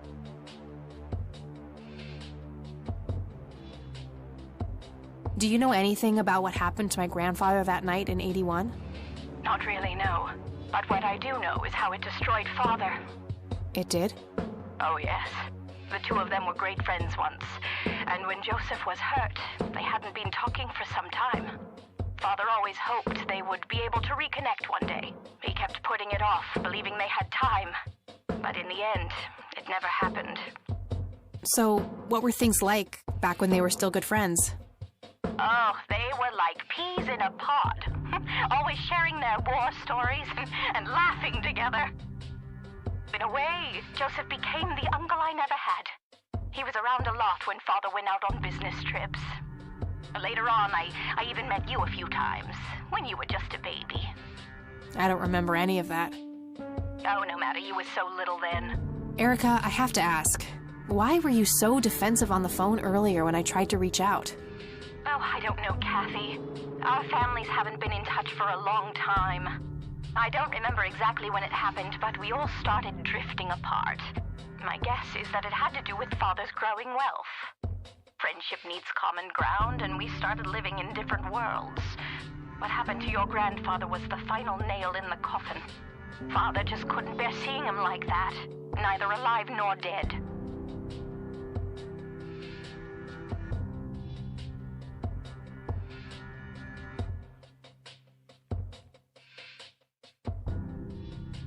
What can you tell me about Mr. Wade?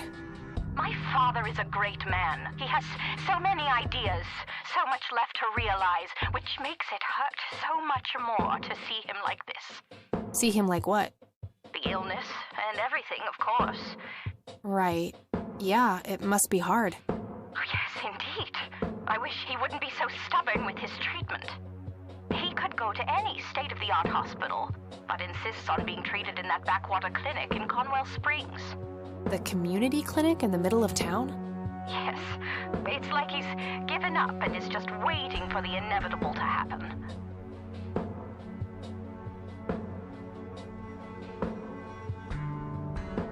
What do you know about Lily Myers? She was a young artist who lived somewhere in Conwell Springs. Killed herself, if I recall correctly. Dreadful thing. But other than that, not much. We never knew the family.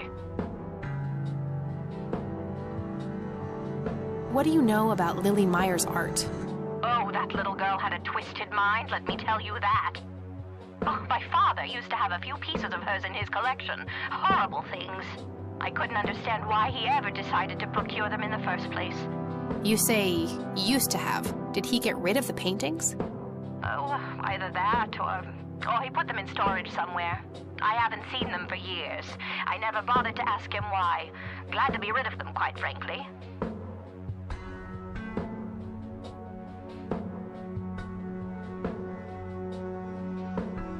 Okay, that's all I needed. Very well. Feel free to call back if you have any more questions.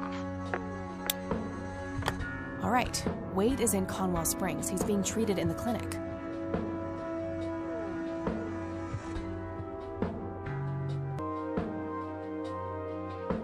That was Erica Wade.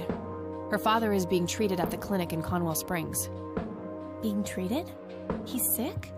Looks that way. Small miracle they managed to keep it out of the press. Yeah, I suppose you're returning to talk to him? It'll have to be tomorrow. It's quite late for that now. I suppose. Scrabble? Oh, you're so on. I will crush you.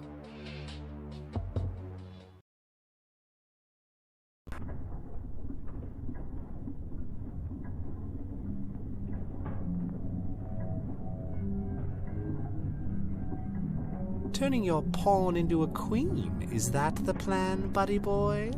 You know me, I'm always playing the long game, old friend. That may be, but you're running out of pieces. First you lost your queen, then your knight. All that matters is the king. Delusional as always. The king is dead. Long live the king, check.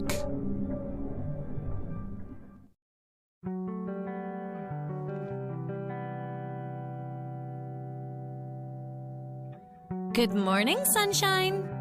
Please tell me I dreamt all those Scrabble losses last night. 3 times in a row. Rub it in, why don't you? I'll just go strangle myself now. Oh, you. Don't be a sore loser. So what's the plan today? Mr. Wade is the plan. I'll head for the clinic right away. While I'm at it, I'm gonna check out the church and the nature reserve. Okie dokie. What can I do to help? Why don't you continue looking into the lights? I have a feeling they're the key to solving all of this. You could also look up the history of Conwell Springs in general, see if anything unusual has been going on. I'll get right on it. Great. Thanks, E. Oh, by the way, don't forget to check out the page I gave you about the red scythe. It's a pretty interesting flower. Right. Yeah.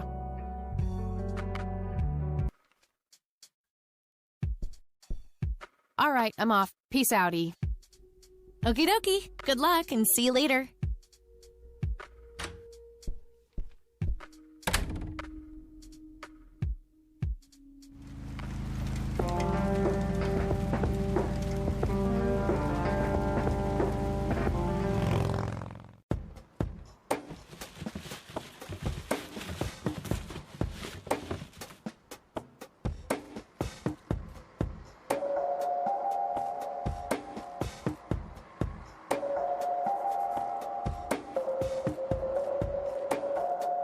We meet again, Mr. Homeless Guy.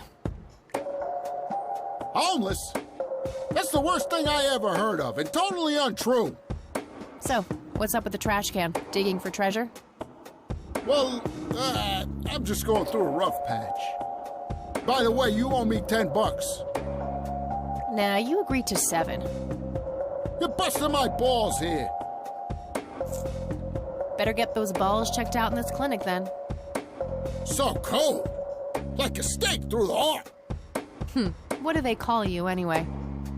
Gober. Everyone calls me Gober. All right. I'm Kathy. Pleasure to meet you.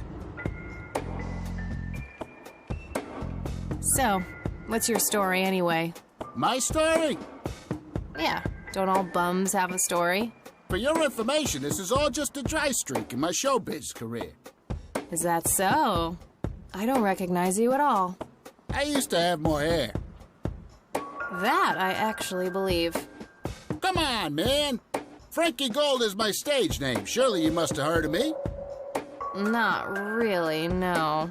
Oh, come on. I have starred in dozens of Hollywood movies. The Silence of the Lambert, Jacob's Bladder, The Usual Surprises, Natural Bald Killers. Not ringing any bells. Kids these days, no appreciation for quality cinema. Breaks my heart.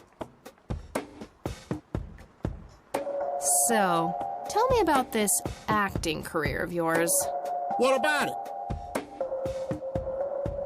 Tell me about The Silence of Lambert. Lawrence Lambert, a real estate agent, suddenly turns mute overnight. For weeks, he tries to communicate with customers using a self-invented sign language, only to realize that true love needs no communication at all. He marries his housekeeper, who only knows 2 words in English, yes and clear. In the end, Lawrence dies of a heart attack in the arms of his lovely wife, Consuelo Lambert Vasquez. Based on a true story. I'm not sure I want to know what Jacob's Bladder is about, but I'm gonna ask anyway. Jacob's Bladder. The tragic story of Jacob Cobb, a schizophrenic man who forms an imaginary romantic relationship with his bladder. During long and joyful monologues on the can, he starts referring to his nether regions by the name of Jenny. Sadly, before Jacob has a chance to elope with his sweetheart, he gets committed to an asylum due to increasingly erratic behavior. After a big fight with his paramour, Jacob refuses to pee for a week, and he dies from a ruptured bladder. Give me the rundown on The Usual Surprises. A lighthearted comedy taking place during the surprise birthday party of 34-year-old Sid McBacon. The story is told from 8 different perspectives to keep the audience guessing who the protagonist actually is. The movie ends with the biggest surprise of them all. Sid suddenly dies of an epileptic seizure. I guess it's more of a dark comedy. Natural Bald Killers? It's a dystopian vision of the future where people are valued by the quality of their hair. The protagonist, Eddie Zephyr, turns bald in high school. One day, he has simply had enough of all the teasing and the bullying, and he completely snaps and heads out on a scalping spree in search of the perfect head of hair.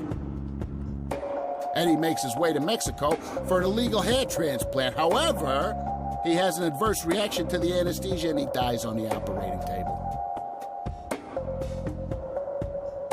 Why do you always die at the end of your movies? Typecasting. Oh, never mind. Not the cultured type. I understand. Okay, I'm off.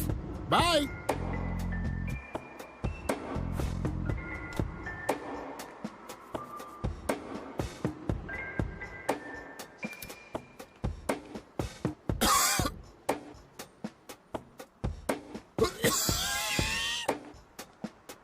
Hey!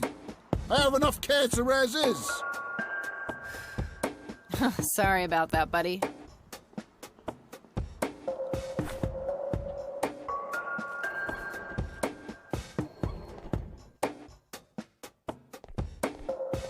Excuse me, nurse? Hey, nurse! Yeah? Try not to strain yourself.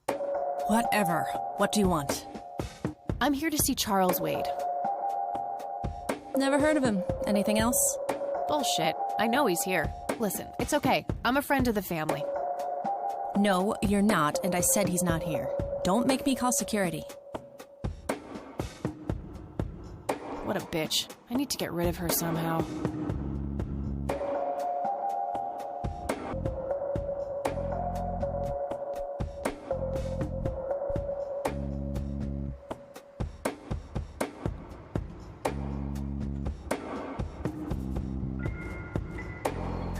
Hey, Doofus.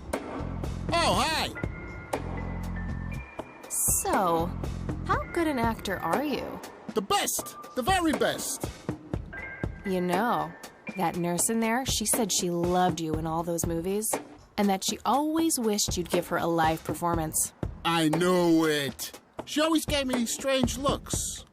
I thought it was contempt, but her face must just be cramping up from shyness. Yeah, that's definitely it. She'd love to see you act, I'm sure. I'm gonna have to oblige. Which movie do you think she'd like the best? Probably The Silence of Lambert. Oh, I'm gonna be loud.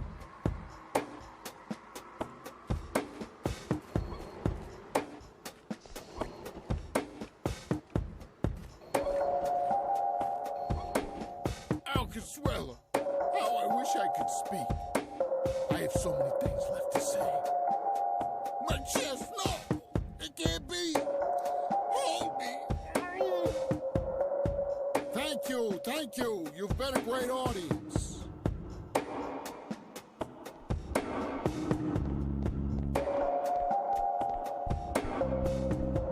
That wasn't really an electrifying performance. I'll have to intervene somehow.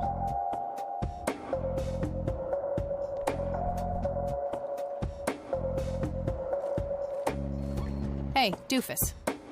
Oh, hi!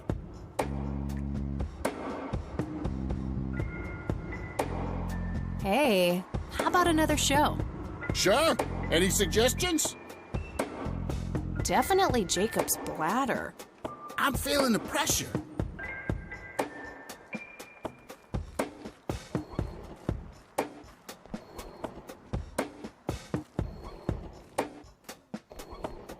Oh, Jenny, everything is forgiven.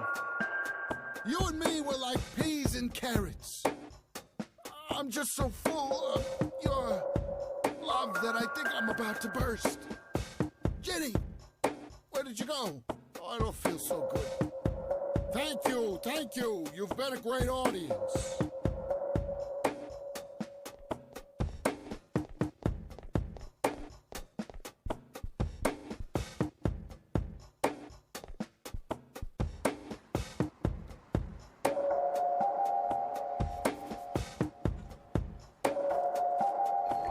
Hey, Doofus.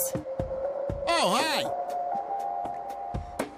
Hey, how about another show? Sure. Any suggestions?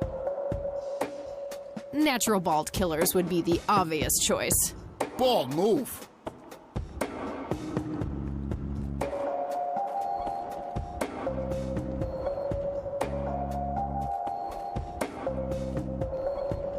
Fernando, you've been such a good friend. I can't thank you enough for making me whole again. Turn this scalp into a breathtaking golden carpet, such as the world has never seen.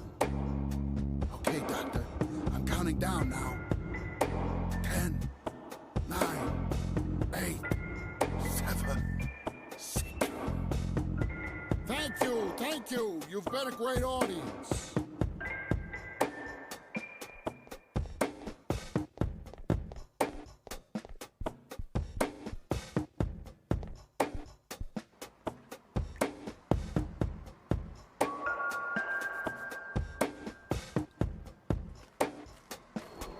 Hey, Doofus. Oh, hi! Hey, how about another show? Sure. Any suggestions? How about The Usual Surprises? Business as usual.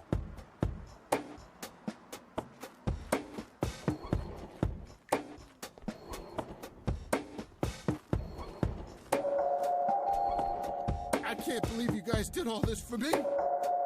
You know, What's the smell? Bacon? Oh, Bobby, my head hurts. I'm seizing. Thank you. You've been a great audience.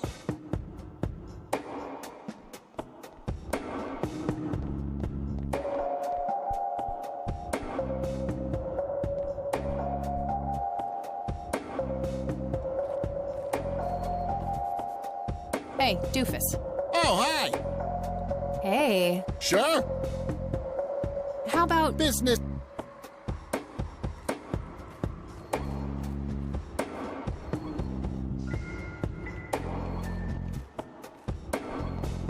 I can't believe you guys did all this for me. You know, what's the smell? Bacon? Oh, Bobby, my head hurts. Ah! Nurse, he's seizing. Oh, shit.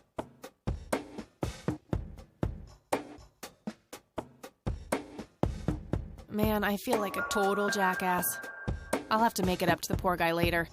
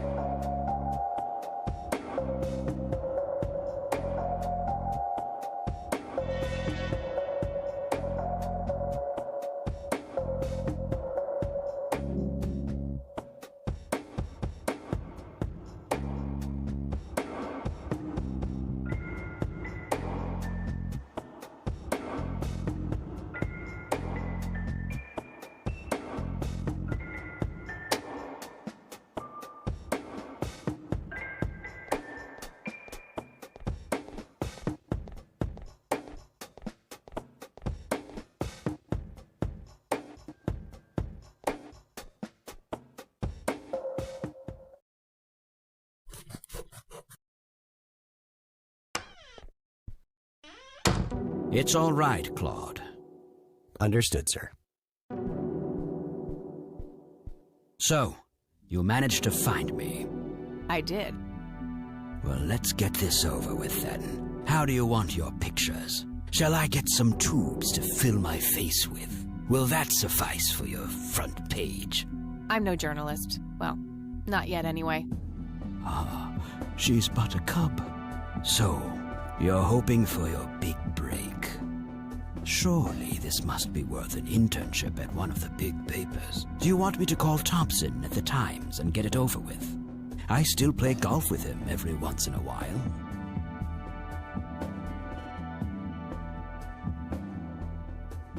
That's not what this is about. It's personal. Sounds serious. Perhaps I should ask Claude to produce his gun. You know, Charles, the person most likely to be harmed by a gun tends to be its owner. Very true. That's something the Japs who captured me learned the hard way. Did my grandfather bail you out then too, or was that one of the few times where he didn't save your sorry ass? Hold on there. Explain yourself. You're willing to listen to something other than your own voice? I'm stunned. I'm Kathy Rain. Joseph was my grandfather. Now I remember. You were at the funeral. I was. You were late. I needed my morning smoke. Besides, it's not like Grandpa was going anywhere. Oh, just look at her, Claude. She's absolutely fearless. That's Joseph's blood running through her veins. She certainly has a smart mouth, sir. I must say, you have me intrigued, Kathy. What can this old man help you with? do you know anything about what happened to my grandfather in 81? I wish I did, Kathy. You must know I did everything in my power to help. How do you think Mary Elizabeth could afford all that expensive treatment? MRIs, neurologists, say what you will about Joseph, but he was never rich. Strange. Grandma never mentioned that to me. She's just too proud. At first she refused. She was convinced that I had an agenda, that there were strings attached. And were there? Don't be silly. Despite all that had happened, I still loved Joseph dearly. I wanted to help. People from places like this have a deeply rooted mistrust in the rich, passed on for generations. In her eyes, I had become one of them. So that's all you know about the whole affair? Are you implying that there's more to know? I left the diagnosis to the professionals. Mrs. Rain accepted the health care, but asked me to stay out of everything else. So I did. I see. What can you tell me about your friendship with Grandpa? Joseph was the best friend I ever had. We grew up together, married our high school sweethearts together, went to war together. I can't even begin to count the number of times he's saved my life. I repaid the favor once or twice, but he came up ahead, no doubt. So when did you two lose touch? I heard that something happened between you and him. What was it? The truth is, Brian Rain happened. Sharon Evans happened. My parents? Yes. They ruined everything with their vile, destructive behavior. I couldn't have that around my daughter or my newborn grandson. Joseph was naive. He believed that anyone could be helped, that anyone could be reasoned with, given a chance. He was just too good, bless him. He should have been harder on Brian, more strict.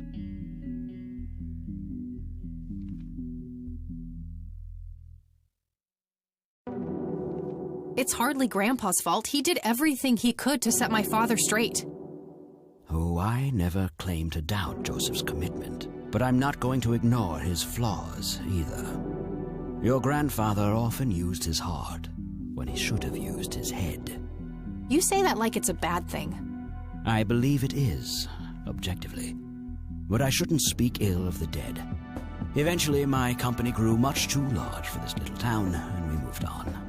Not long after that, your grandfather ended up in that wheelchair. That marked the end of our friendship, for obvious reasons.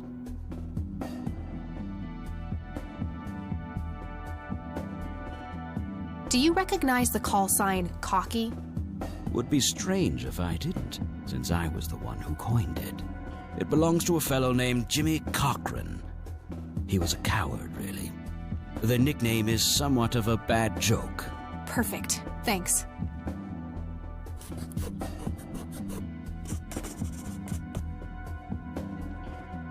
Tell me about Jimmy Cochran. Is he still alive? In a literal sense. He's been held in a mental institution for years. Let me guess. Since 81? Either 82 or 83. I'm fairly certain it was early 83. Do you remember the name of the institution? Something starting with an E.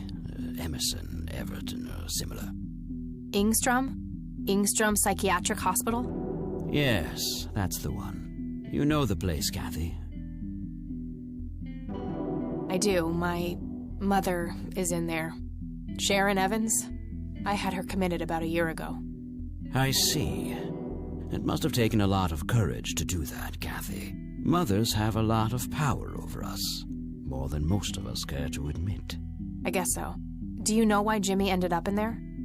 Some obsessive-compulsive syndrome. He became fixated with circles and started hurting himself, trying to scratch the circles out of his head. Creepy. I wonder what set him off. I think I'll check the place out tomorrow. Too late to head back to the city now.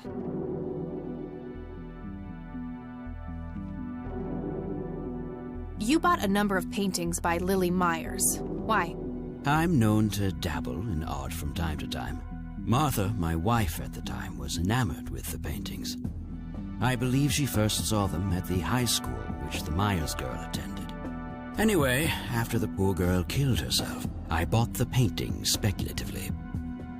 When a young artist with any talent to speak of commits suicide, it can be a wet dream of certain connoisseurs. Shortly after procuring the art, I had it valued by an expert who determined that the value was 3 times the amount I bought it for.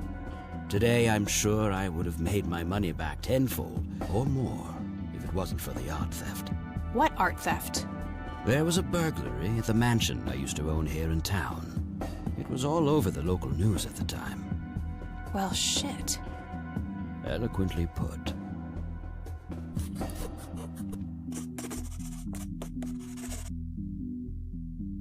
Can you tell me about the art theft? Well, somebody broke in, stole the paintings, and got out. Fairly clumsy job. Lots of broken windows. The strangest thing was that I had a Monet, a Rembrandt, and 2 paintings by Picasso, untouched. But every single painting by an unknown local artist, gone. That can't be a coincidence. Agreed. Somebody wanted those paintings badly. I assume there was an investigation. Yes, Sheriff Truman came by with his deputy a few hours later, but they didn't have much luck. They found a few hairs, which turned out to be from Ruffles, the family dog. Some stunning police work right there. Indeed. There was a single witness, though, who said he could make out multiple burglars leaving the scene of the crime, but nothing more than that. So, I take it the case was closed? Yes. I honestly didn't care much one way or the other, given the fact that my most expensive pieces were safe and sound. I think I'll have a chat with the sheriff about the matter, if that's okay with you. Certainly. I'll call ahead and instruct him to give you everything you need. That'd be great. Thanks, Charles. Anytime. But I'm curious, what's your interest in the paintings? I've learned that my grandfather went to Sioux and asked to see them, right before he had his injury. Is that so? Strange. Thanks, Charles. That's all I need for now. You're welcome, Kathy. Come back anytime.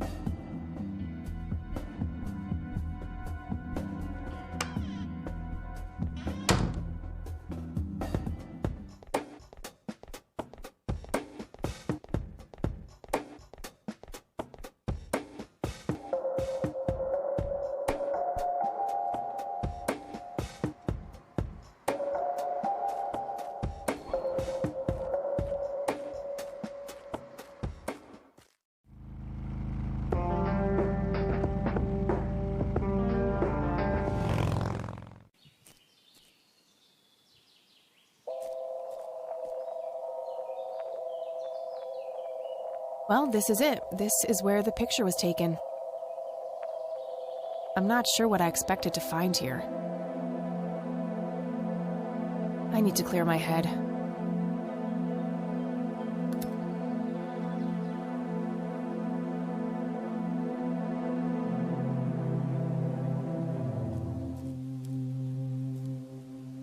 What the? We've met before, haven't we?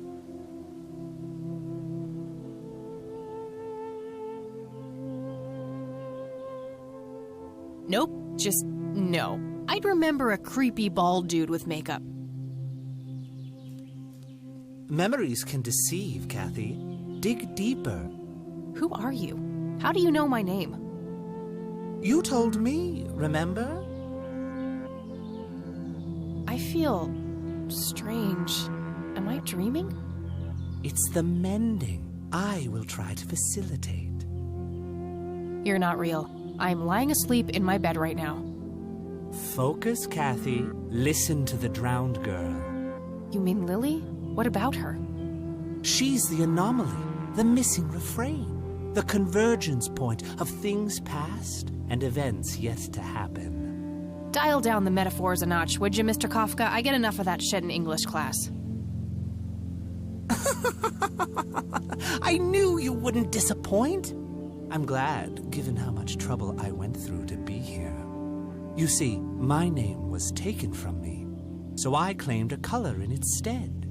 The next time we meet, you'll know the exact hue of red. You're on the right path, Kathy. Follow your grandfather, and everything will work out in the end.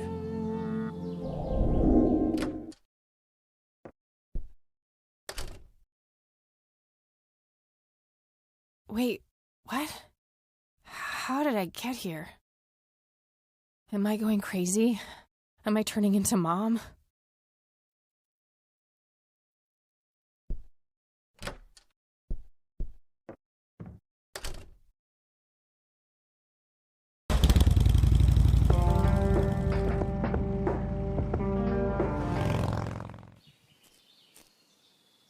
Hello? Creepy bald guy. Guess no one's home.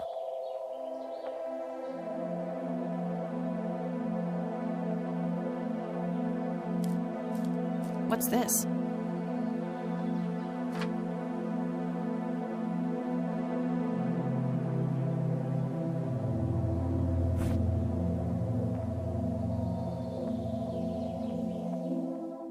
A bald man dressed in red.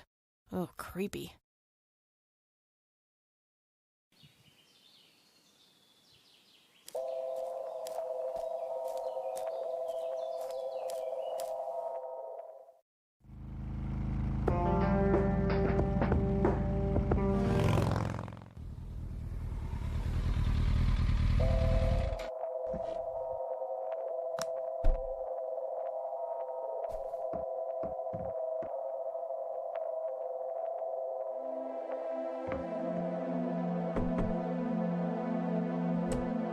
Oh, it's you again. Come on in.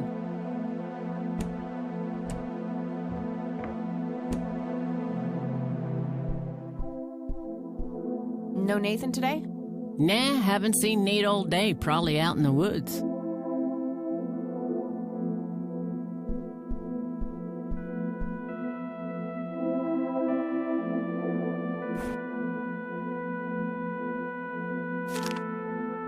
Looks like Nathan knows the strange red man. I need to talk to him about this.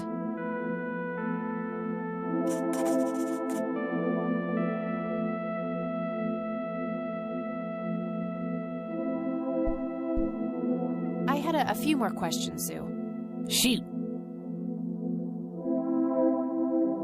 Do you know who the red man is? Oh, that's just Nate's imaginary friend. The red man has been around ever since my boy was little. I see. So there's no actual person in town he could be referring to?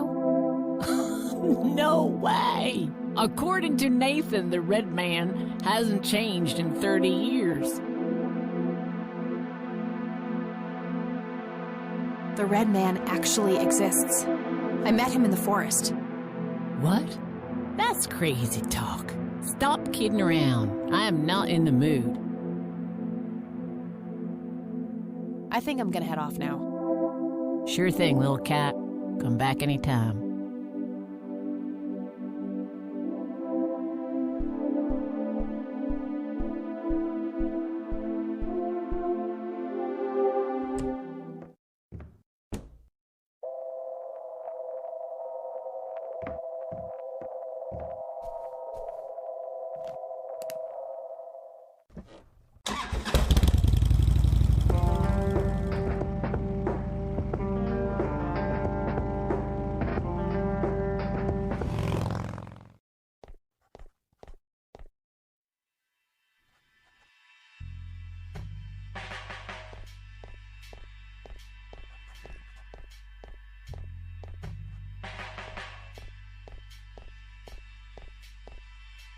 Hello, Sheriff. Mind if I ask you a few more questions?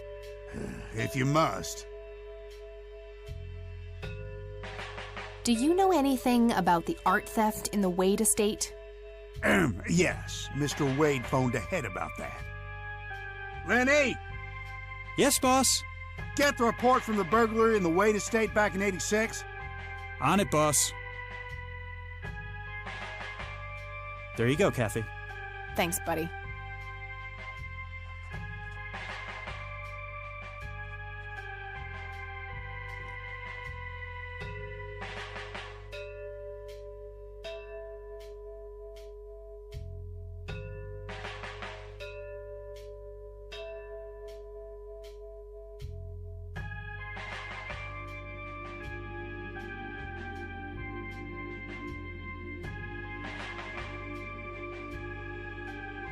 I gotta find this Goldfarb guy. Maybe he knows more about the burglary.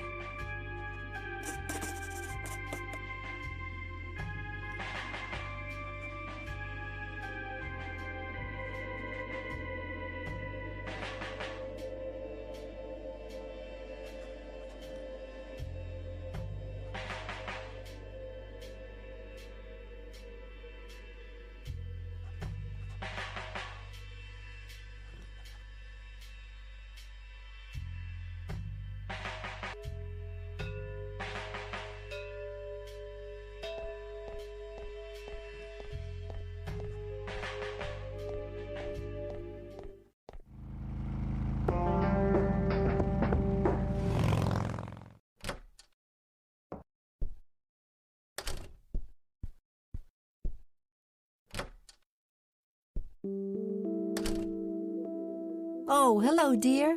Glad to see you again so soon. Hi, Grandma. I just thought I'd drop by. Sure, hon. Stay as long as you'd like.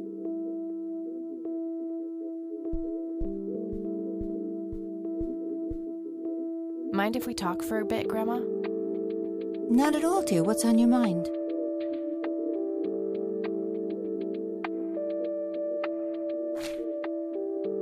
Does the name Franklin Goldfarb mean anything to you? Oh, that poor man. He used to be an upstanding citizen, you know. Now he's constantly drinking and keeps babbling on about that imaginary acting career of his. Sad thing. Do you know where I can find him? He's homeless, dear. Lost his job a few years ago and never really got back on his feet. Okay, now I know who you're talking about. Thanks, Grandma.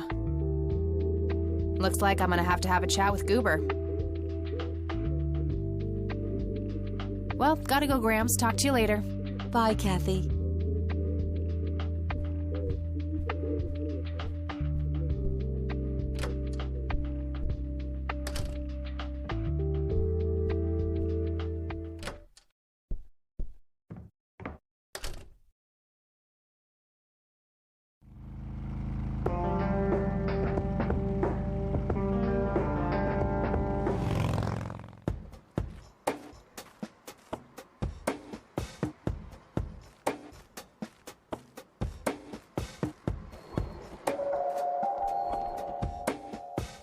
I can't read it from here. I need a word, Miss Mendez. Wait, how do you know my name? It's written on that board behind you, genius. You have the eyesight of a bald eagle or something? What can I say? I'm a freak of nature. What happened to Goober, anyway? Who? The guy who had the seizure?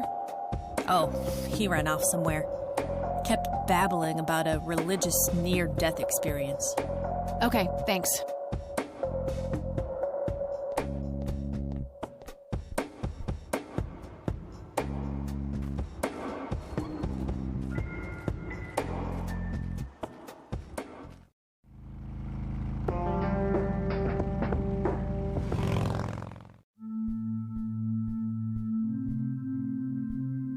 Hello, Father. Greetings, my child. I'm glad you decided to come here. Yeah, but just so you know, I'm not here to join your church or anything. Oh, I would never assume that. Good. So, with that out of the way, I have some questions. Anything you need. I'm Isaac Price. Kathy Rain, but I'm guessing you figured that out already. I did. Rumors spread quickly around here. So how can I be of service? Do you know anything about what happened to my grandfather in '81? It was the work of the devil, I'll say that much. Joseph was a kind man. He did not deserve such a fate. You heard my speech at the funeral, Kathy. I meant every word. He was a great man who did much good for this community. Did you know him personally? In a way. He and my father did charity work together. Joseph was around a lot when I was young. They collaborated on a few different projects for the homeless and for the troubled youth, among other things. So my grandfather was a member of the church? I wouldn't say that, no. He was a friend of the church, but he wasn't a religious man. He believed only in philanthropy. That being said, Joseph was the person who convinced me to become a priest. Really? Oh yes, I was a teenager back then, full of rebellion. every fiber of my being wanting to distance myself from my father. Joseph made me realize my sinful pride and showed me how I should follow my heart regardless of what others might think. And for that, I'm eternally grateful. Care to tell me the history of the church? I'd be happy to. The story is a fascinating one. This church was founded by my father, William T. Price, in the 70s. Back then, he made his living as a traveling salesman and was driving through this area as he'd done so many times before. However, this day was different. My father held dark thoughts in his mind. He was angry, thinking of evil deeds, even considering swerving off the road into a rock and ending it all. Then suddenly, divine intervention. 3 bright lights appeared. The Father, the Son, and the Holy Ghost, the sign of God. This epiphany was the moment my father had been waiting for. He sold all of his belongings and took me and my brother to live with him here in Conwell Springs. Soon thereafter, he built this church and started gathering followers. They began to refer to him as Father Bill. I take it that window up there resembles what he saw when he had this epiphany? Indeed. The stained glass window depicts the Holy Trinity as witnessed by my father. Do you know exactly when or where this event took place? Why do you ask? Oh, just curious. It's a captivating story. Well, it was in the spring of 1971, but my father never told anyone where. Okay, so what happened then? People flocked to Father Bill. He started teaching, writing scripture. The church flourished and continued to grow all the way up until his sudden death in 1983. That's when I stepped in to take leadership of the church. I take it that the church started declining after the death of Father Bill? Yes, naturally so. With such a magnetic personality, he was irreplaceable. But I assure you the church is still very much thriving. Looks kinda empty to me. It's not really our peak hours. What's up with you handing out pamphlets at funerals then? Trying to reel people in at a weak moment? I'm going to assume you meant no disrespect, child. I'm simply providing divine guidance when it's needed the most.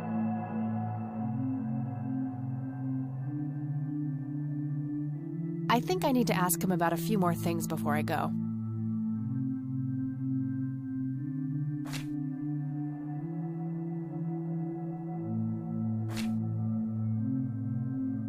Does the name Lily Myers mean anything to you? It does. I was a substitute teacher in her high school for some time before I was ordained. Really? Did you know her personally? We weren't close. I only knew her as much as a teacher would know any student.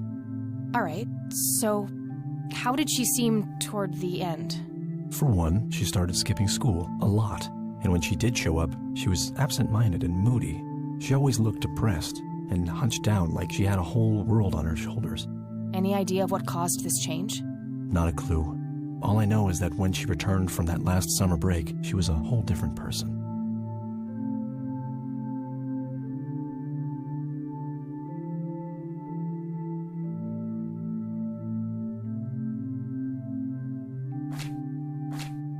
This may sound strange, but have you heard of or seen a strange man dressed in red?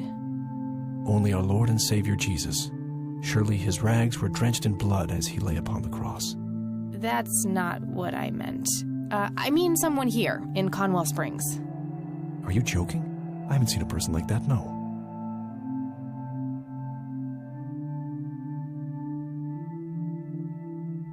That's all I need for now, Father.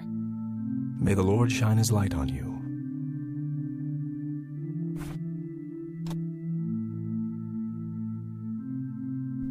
Nah, that God old fast. Yep, I totally went there.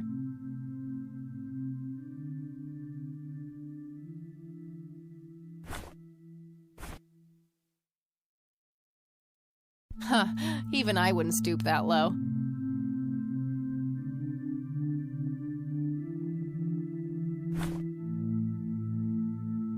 Hello again, Goober. You again? Are you stalking me, girl? You pop up everywhere I go. I'll try to tone down the charm, but I can't promise anything. Huh, yeah, you're quite the charmer. I know. I just said that, man. Listen, I feel kind of bad about the electrocution. Oh, that's what it was. What a cherry on top of my stellar performance. Yeah, it was Pretty convincing. So what brings you to the house of God? Come to repent? I'm afraid that ship has long since sailed, buddy. I had a few things I wanted to ask you about, though. Shoot, Missy!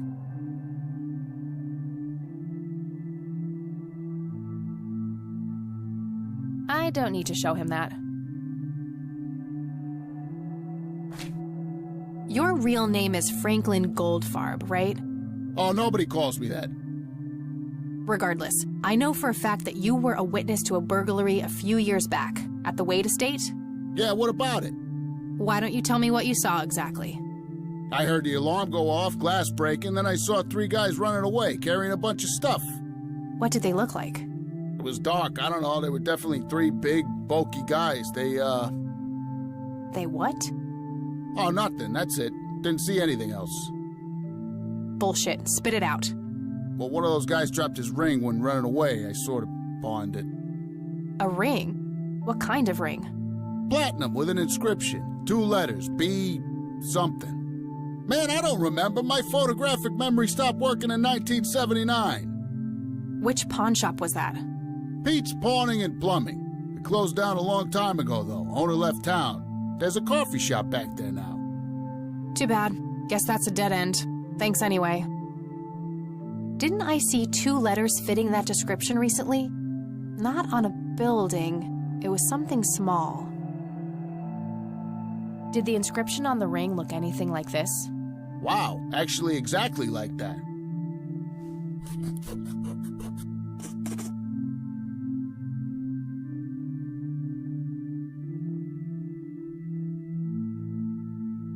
Any idea what BH stands for? Beehive? Bet high? Big head? Okay, that's all for now. See ya!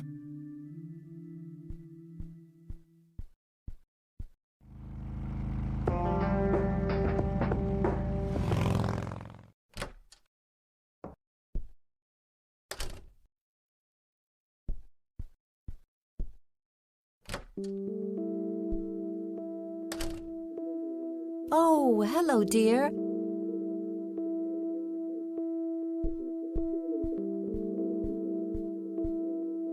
Mind if we talk for a bit, Grandma? Not at all, dear. What's on your mind?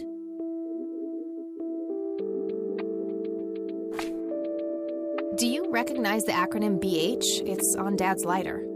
Yes, dear, it means the Black Hats. They're those ruffians on motorcycles whom your father associated with. Oh, his biker gang. That makes sense. What can you tell me about the Black Hats? I refuse to talk about those hoodlums. They turned your father into a horrible person. You should stay far away from them, Kathy. They're awful people, just awful.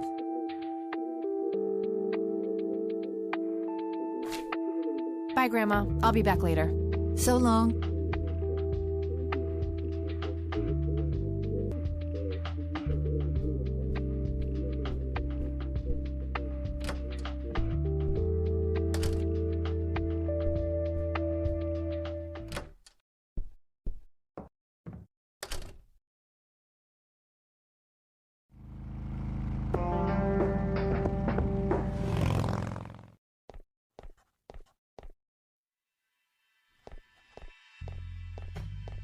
Hey, Lenny. Hello, Kathy. What's up? What can you tell me about the Black Hats? They've caused us trouble from time to time, but they've been kind of quiet lately. We put a few of their captains in the slammer over the years, but we never managed to find enough dirt on their leader. Bo Brunson. Big Bo. Do you know where I can find them? Yeah, hold on. Let me just find a map. Got it. Thanks. Well, gotta go. See ya.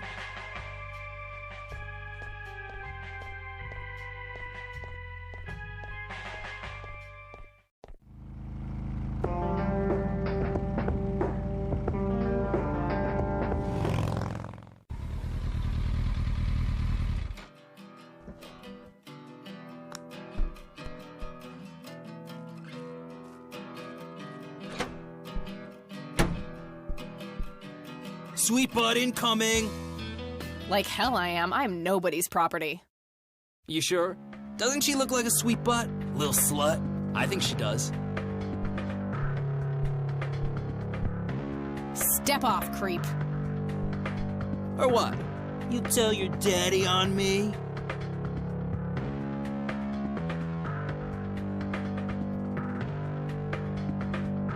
You think I need my daddy to kick your pathetic ass? Oh, I love it when they play hard to get. Let go of me! God.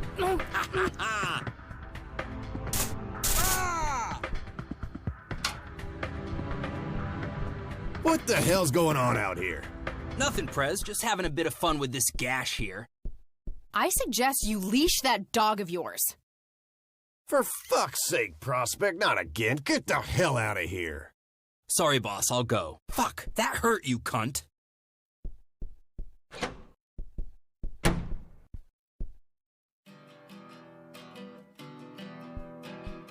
He'll be disciplined for that. He better be. I take it you're Bo? I am. And who are you, darling? Kathy Rain. Bullshit. She lives in the city with her deranged mother. Who are you, really? Did the Vandals send you? No, they didn't. I am Kathy Rain. Prove it, then. Well, I would, but I left my ID back home. That's convenient. I think I've wasted enough time with you. I need to figure out some proof.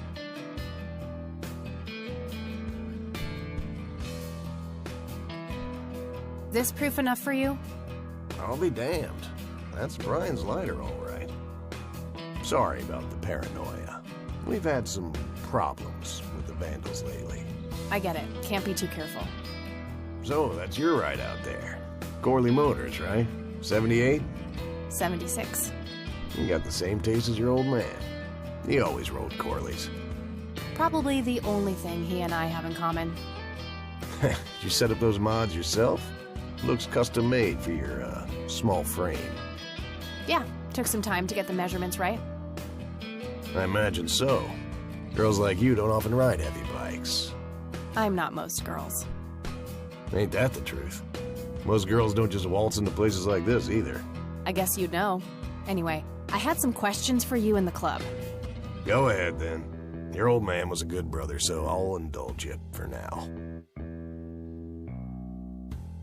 Tell me, how long have you been the president of this club? 15 years now, give or take. VP for 10 before that. Good. Then you can tell me why you stole Lily Meyer's paintings from Charles Wade in '86. I don't know what the hell you're talking about, but I'd recommend you be careful with wild accusations like that.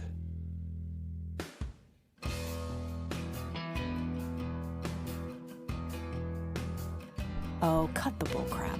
I know it was you. I did some digging and found evidence pointing to the club. Is that so? Better be a good girl and present it to the sheriff, then. I couldn't care less about ratting you out, Bo. I just need to know what you did with the art. I have no intention of discussing your delusions as if they were facts, girl. Don't make me tell you again. All right, I'm gonna hit the road. Right on. I have some business to take care of, but make yourself at home. Thanks, Bo. See you around.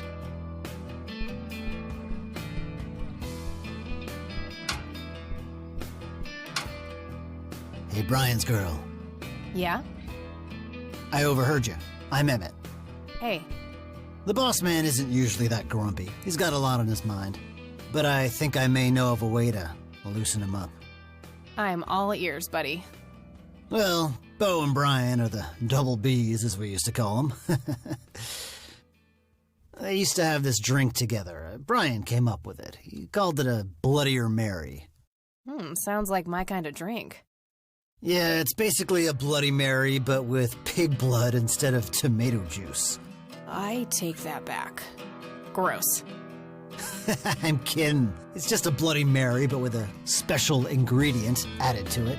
If you say that special ingredient is blood, I will literally punch you. No. Brian refused to tell anyone what it was.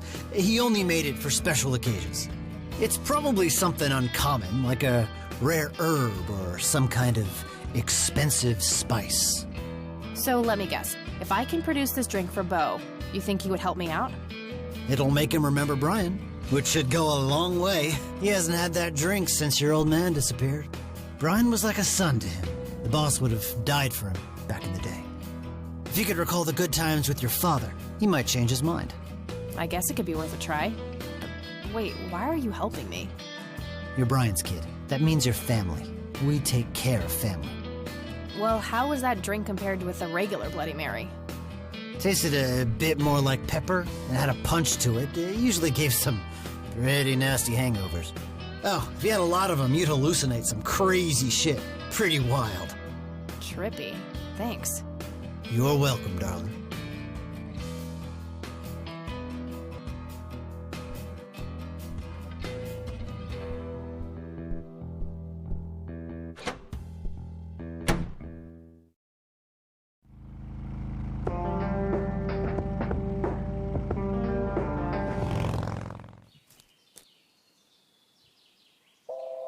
Sorry, endangered flower, but I really need to make a drink.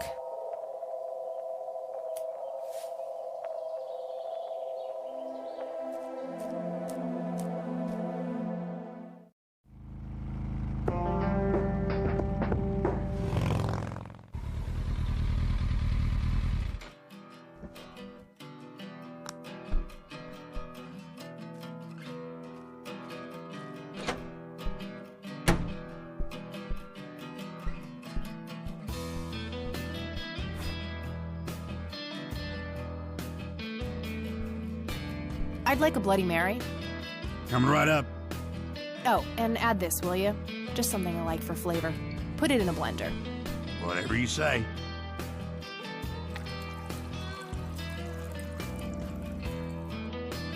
One Bloody Mary. Enjoy. Thanks, buddy. The club will cover that, Jose? Sure thing, VP. Thanks again, Emmett. You got it.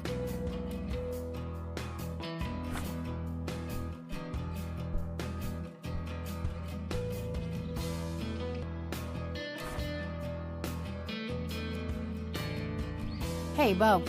I've got something for you. I recognize that smell. You found your dad's recipe. Something like that. Man, is this a trip down memory lane. I keep expecting Brian to walk in here any second.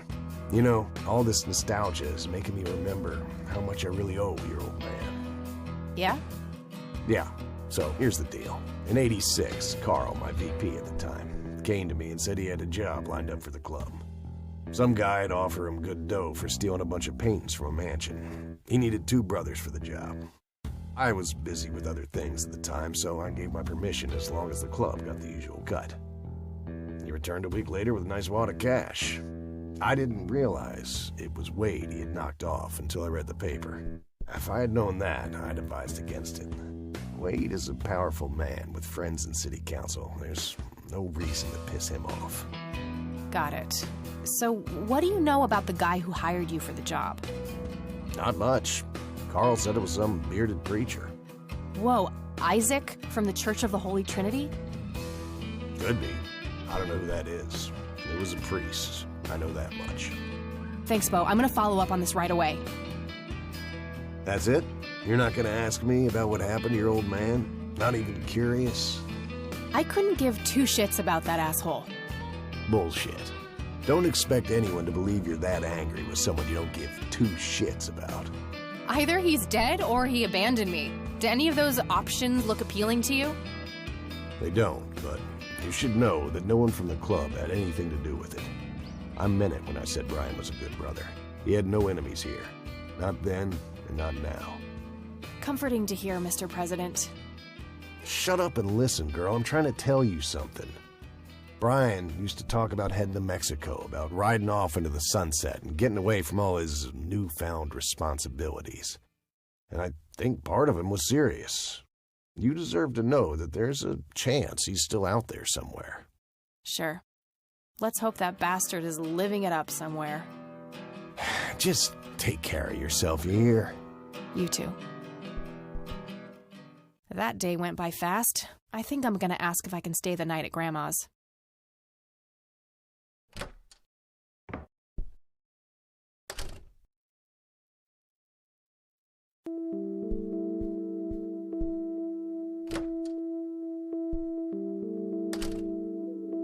Hello, sweetheart. Hey, Grandma, it got kind of late. Would it be okay if I stay the night? Of course, dear. Have a seat. I'll make you something to eat. Oh, you're the best. I'm starving.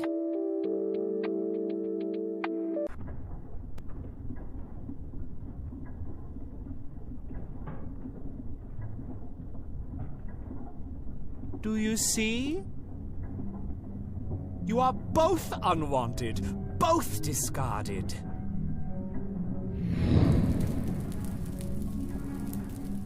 Good. Lick the flames, buddy boy. Lick the flames and feel the hatred burn.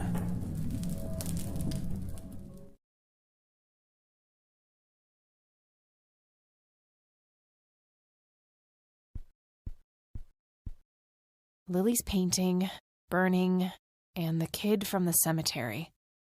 It's gotta mean something.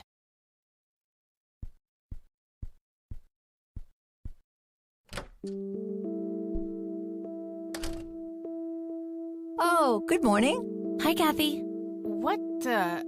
Morning. This is... Wow, this is quite the surprise. You have such a lovely friend, dear. We've been chatting all morning. Oh, I have no doubt. She's quite the talker, this one. You sleep even longer here than you do back home. Oh, gee, must be the blissful lack of distractions here, E. Can I talk to you for a sec outside, alone? Okie dokie. If your grandmother doesn't mind being left all by yourself for a while. Sure. You go ahead, children. I'll be right here if you need me.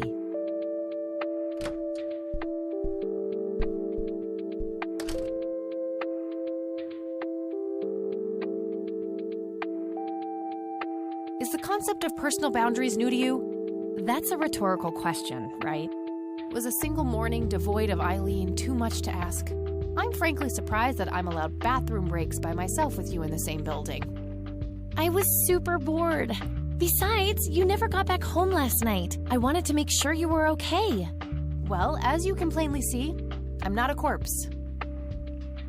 You could be a very convincing zombie. Very funny. You can go home now, E. Fine. I won't tell you what I found in my research yesterday then. Ugh, I hate you. I'm so glad you asked. I looked up a few statistics for this county, looking for any anomalies. First off, there's a high number of missing persons reports in the area. That wouldn't be too unusual if, let's say, the county had a high crime rate. But it doesn't. Violent crimes are actually lower than in other comparable counties. Huh. That's just outright creepy. It gets even better. It turns out that this county has the highest number of clinically insane in the state. And guess what? Conwell Springs County is tiny. Per capita, the difference to the county in second place is humongous. Over 1,000%. That makes some sense. I found out that this cocky person is Loctite at Ingstrom's. Wow, we should go talk to him, right? He must have some answers. That's the plan. I should probably fill you in on the rest I found. So, I'm gonna head over there today and confront Isaac about the paintings. Don't you think it's a bit risky, Kathy? It could just backfire and piss him off. Oh, I'm hoping it will. Nothing wrong with some good old provocation to make people show their true colors. You never gave him the picture of the lights, right? Nah, didn't want the guy to faint. He sounded pretty brainwashed about the Holy Trinity thing. And none of the church people know who I am, right? I guess not. So?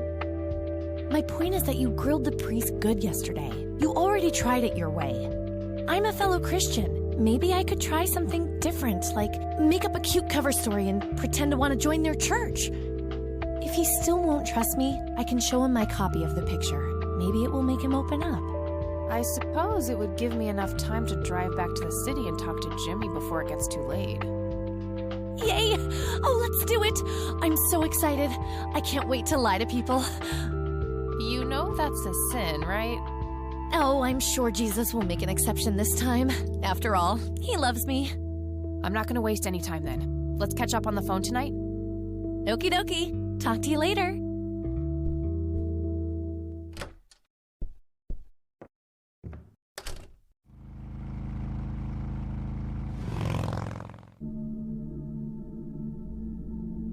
Hello, Jimmy. I've been looking for you.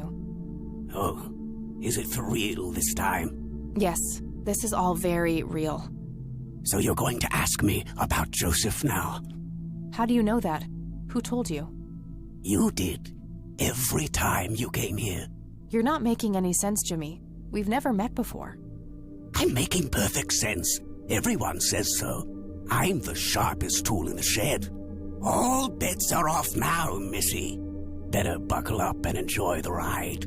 Forget all the rules. No going from top to bottom. No checking off all the items on your list. Start by asking me about the young chronicler. Was Lily Myers the chronicler? The drowned girl, yes. She saw the loops, the endless possibilities. She found that the branches had all been severed. Nothing but inevitability remained, staring her right in the eye. In the end, she was pulled across the great threshold, just like I was. I was next. Next for what? You're not listening. I'm next. What happened to you, Jimmy? Why are you in this place? I'm not. I'm 6 feet under, looking up, watching reruns without a care in the world. You know, Joseph was a beacon. His passing sent ripples traveling in all directions, touching all of us with burning intensity. In my case, resulting in immobilizing guilt. After all, I sent him out there. It was all my fault. What was? What did you ask him to do? Be patient. We'll get there eventually. We need to follow the rules. Let's continue, ironically, with the men who break the rules. You mean the Black Hats? They're the men who break the rules? Indeed. Your father broke every rule in the book, did he not? That's a mild way of putting it. I feel your pain, but you will be free of him soon enough. I've seen you atop a great pit, dropping the last remaining memento of him into the empty blackness below. Your mother, on the other hand, that's a story with a different ending. You know Mom? How is she? Why don't you see her yourself and find out? It's complicated. The last time we met was ugly. Looking away won't make it any less ugly, Kathy. I know, just not yet. Very well. Let's go see the man you reunited with his family. The man in red? Is that who you're talking about? Yes, indeed. Who is he, really? The collector of souls. The one who beckons and prepares. Some call him a spirit guide. Others, a devil dressed in red. You are doing so much better than the last time. Now, ask me about the first thing you can think of. What happened to my grandfather in 81? Oh, poor Joseph. Wrong place, wrong time, wrong friends, wrong life. An unstoppable force meeting an immovable object. There had to be course correction, Kathy. The house always wins. What did you ask him to do? I asked him to find the source and destroy it. For me, for Lily, for all of us. The source of what? Everything. The madness, the betrayals, the limitless suffering. How would he do that? I don't know. Joseph had a plan. He had allies. Allies? Who? The man in red. Someone else, too. I found the message you left for Grandpa. You said, "It happened to you too." What did? Meeting the lights, of course. Don't you have my picture from the night in the forest? You mean this? Oh, yes. They felt so warm, so comfortable, luring me in. But when they got close, I could feel my mind split in two. I found myself with one foot on either side of the line, the thin line between hell and here. It felt like breathing through my nose with my mouth underwater. No wonder some sink beneath the surface, never to be heard from again. Was that what happened to Joseph, Jimmy? Did he sink to the bottom? I wish I knew. I'm just a man stuck with his ear up against the wall, picking up a word here and there. I am so tired, Kathy. I can feel the lights even now. Endless static in my head, like a TV tuned to a dead channel. But what are they? Where do they come from? The cradle of obscurity. The alpha to our omega. The distorted mirror. Why are you constantly speaking in riddles? Why do you assume I have a choice? We are nearing the end. Ask me about the misguided faithful. Is the Church of the Holy Trinity the misguided faithful? They are, yes. What makes you call them that? Isn't it obvious? They believe the lights are divine. The lights are neither divine nor unholy. They are but a twisted reflection of us. The judge and the jury, our innermost child, our greatest fear, everything we long for and desire. It's more than most of us can take. The cup runneth over. How do I stop them? You must go to their birthplace, their source. You must go to the cradle. It's the only way to save your friend. What?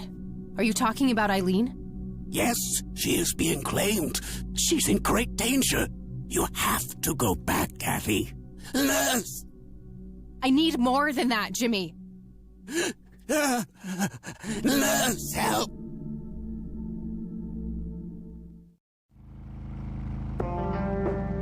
I need to find Eileen.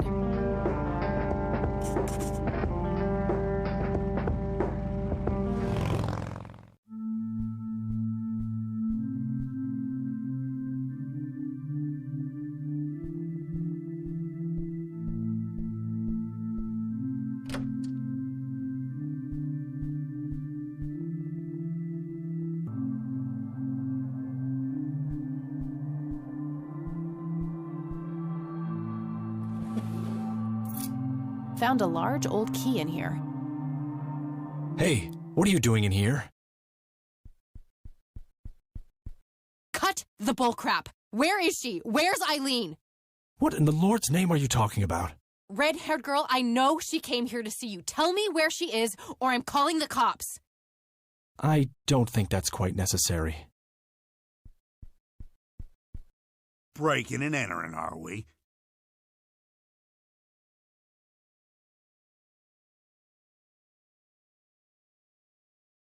Oh, for fuck's sake, just take me to jail. If you insist.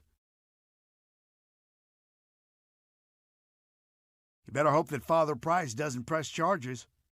I want my phone call. Can't hear you in there. You are such a fucking prick. Enjoy your little vacation. I know I will. Well, this blows. And I smell like goober. Fan-fucking-tastic. I need to get out of here. Who knows what that freak is doing to Eileen right now? Okay, now what? Worth a shot.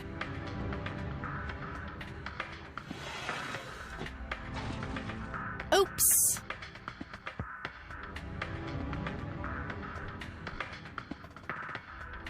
These paper clips might be useful.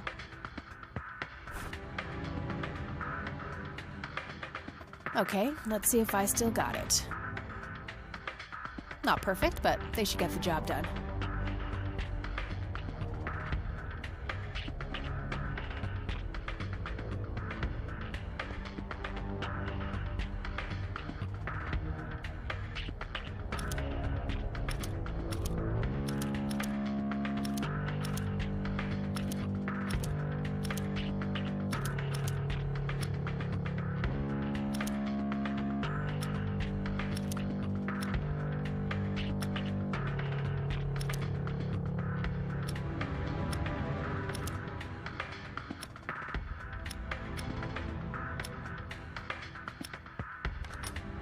I'm so good.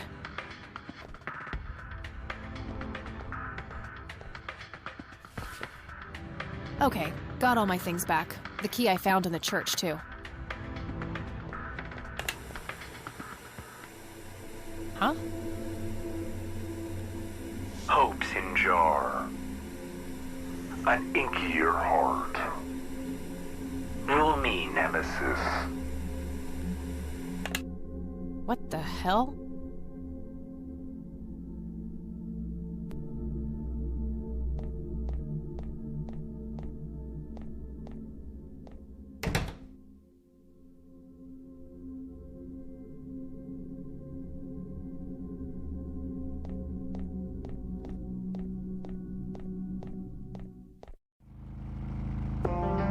Good thing the bike was still where I left it.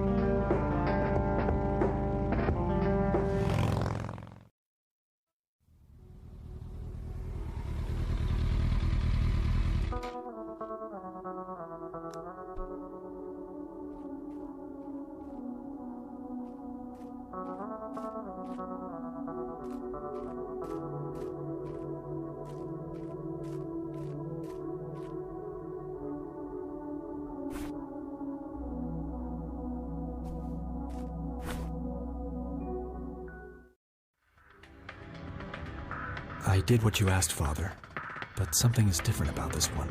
It's not taking like it should. She may be protected. Yes, we'll just have to wait and see. More souls, then. Yes, they all deserve to bask in the glory of God.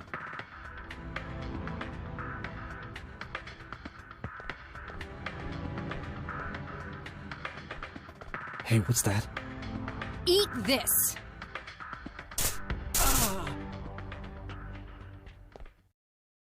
Eileen?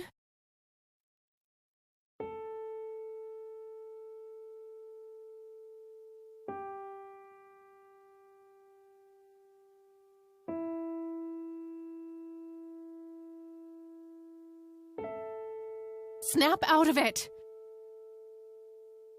No, God, it's happening again! Just like it did with Grandpa. What did he do to you? Let's get these ropes off of you.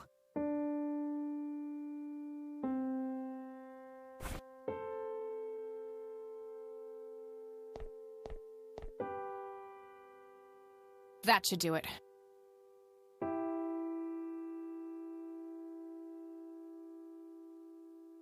He had a key on him. A small key with a tag attached labeled Storage A5. Maybe there's a self-storage facility in town. It looks a lot like the key I found in the attic. Maybe they're somehow related.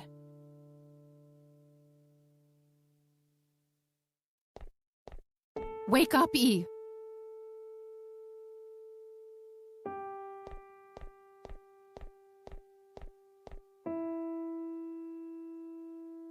All right, we'll take it from here. Should we bring what's-her-name to the clinic? Eileen, and no, she's not physically hurt, it's just shock, that's all. I'll take care of her, please, just drop us off at Grandma's. All right then, but don't think you're off the hook for that stunt you pulled at the station. Considering the circumstances, I'm gonna refrain from hauling your ass back to that cell. But you better not leave town until we've sorted all this out, or you can look forward to a statewide APB. Got it? That's more than fair, Sheriff. Thanks. Good. Come by the station when you've dropped off your friend. We'll need to take your statement. I will. It's my fault this has happened to her. No, it's not. You know exactly who's to blame. That vile man behind bars or whoever is pulling his strings. Go there, find out what he knows, and get to the bottom of this. It's too late for Joseph, but maybe she still has a chance. Well, I'm sure as hell not gonna wait here for her to rot away. Good. She'll be safe with me. All right then, I'm off.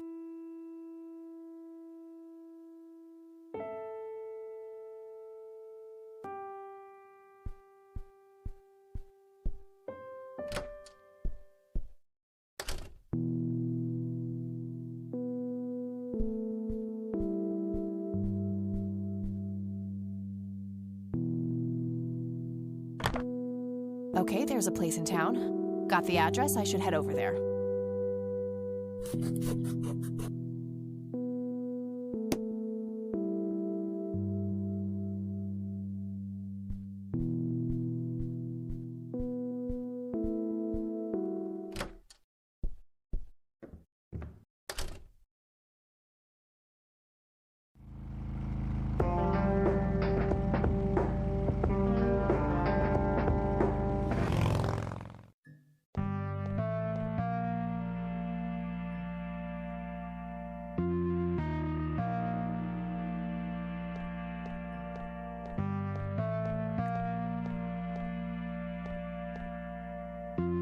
Storage A5. This is it.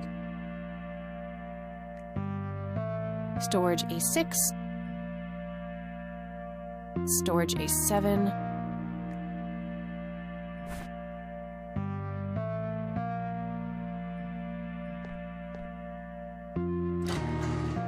Aha!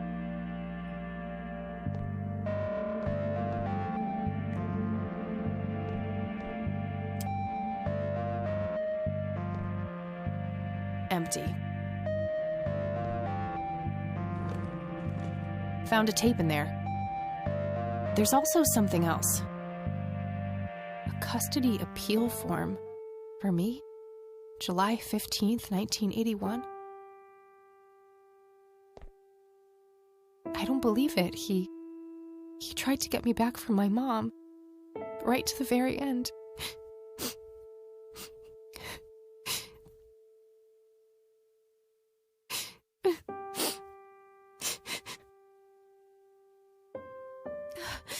Pull yourself together, Kathy.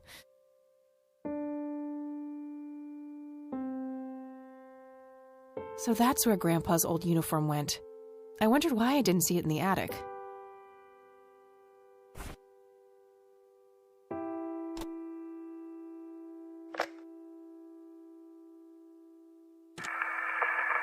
This is Joseph Rain.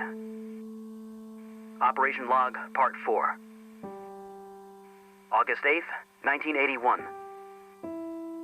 The area appears to be circular with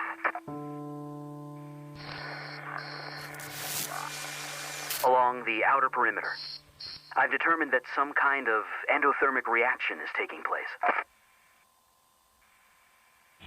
So it's important to be observant of changes in temperature.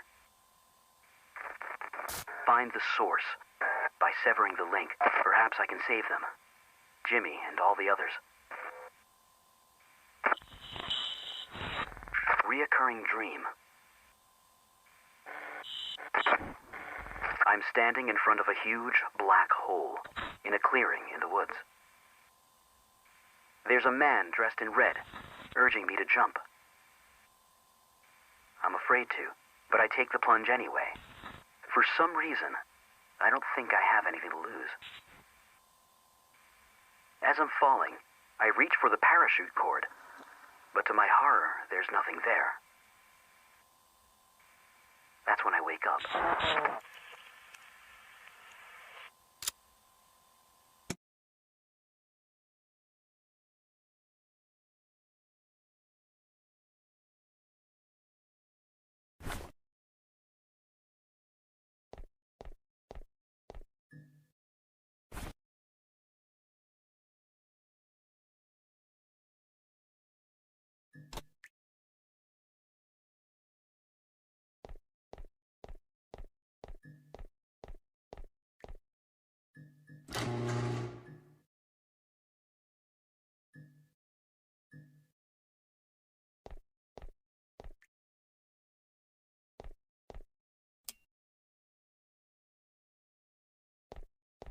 This might come in handy.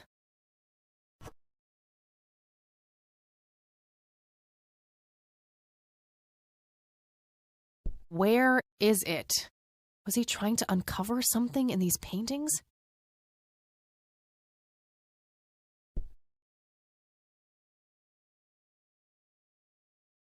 I don't believe this. They're ruined. He must have used that paint thinner on the paintings. That means there's only a single painting left. The one in the cabin.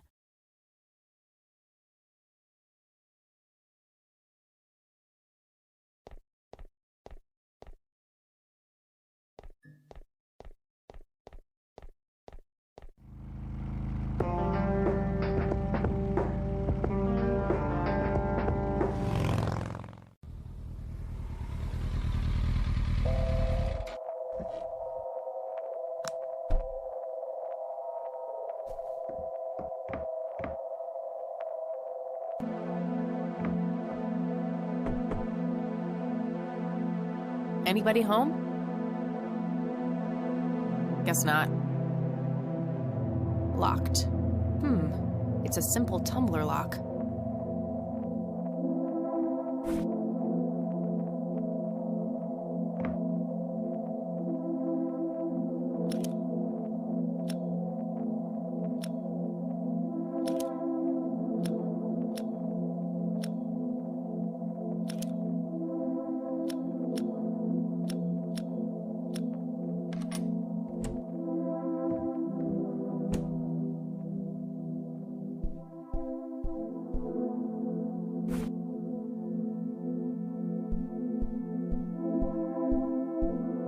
Sorry, Sue.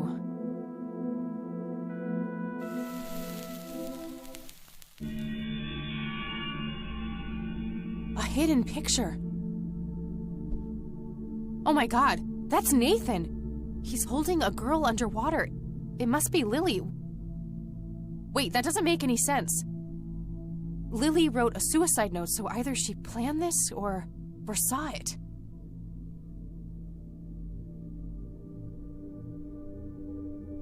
Nathan is drowning Lily in the lake.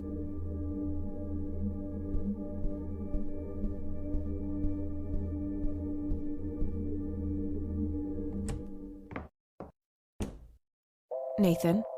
Yes? I know about Lily, Nathan. I like Lily. Nathan, tell me what happened the day Lily died. I don't know. It's okay, Nathan. I'm a friend. I know the Red Man, too. You do? Yes. He told me to ask you about what happened to Lily. He said that you would tell me the truth, because you are honest. You're honest, aren't you, Nathan? Lily was angry that time. Angry and sad. Mostly angry. Angry with you? Angry with everybody. Mama was asleep, Papa too. Okay, what happened next? Lily wanted to go down to the lake. She told me to hold her under the water for a while. She said I had to. She had painted it, and everything she painted was supposed to happen. I didn't want to, but Lily said she would tell Mama that I was bad if I didn't. But the Red Man says it was an accident, and that Lily is in a better place. It's okay, Nathan. Lily was sick. It's not anyone's fault. When did you first meet the Red Man? I don't know. I see him in the woods sometimes. He and Lily always fought. They did? About what? He wanted Lily to take her medicine. What kind of medicine? Pills to make her less sad and angry? I don't know. Just medicine. But you know what? It's okay. I still talk to her all the time. You talk to Lily? And she talks back? Yes. Take me to her, Nathan. Take me to Lily. You promise not to tell Mama? I won't. I promise. Take me there. Okay.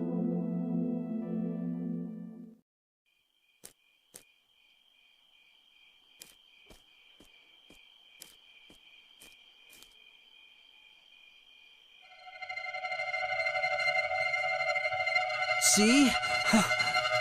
Get away from them, Nathan. They're dangerous. No, they're nice. Look! Maybe they can't affect him for some reason.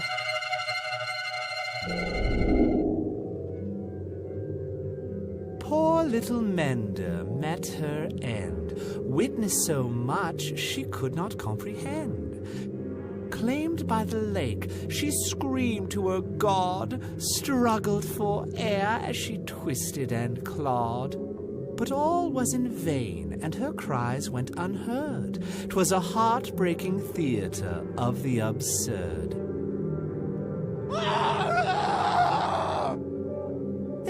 There, you're being dramatic. No pain, no gain. At least that color looks good on you. Astute observation, Bill. This room does hold the key. Well then, it's been a pleasure talking to you. Jesus.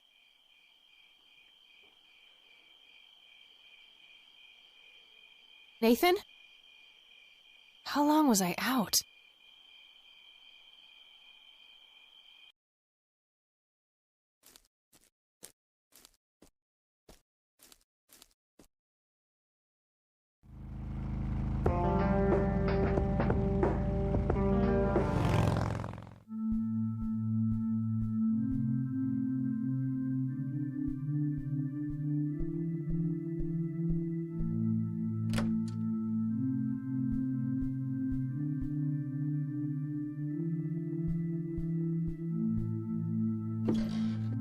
A hidden safe.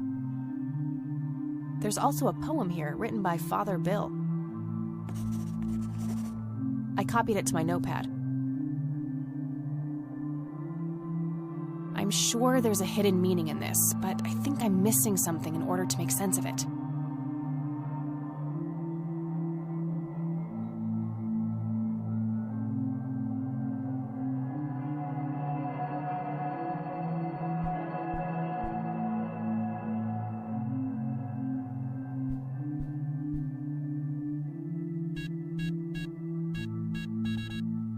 Six-digit code. Good to know.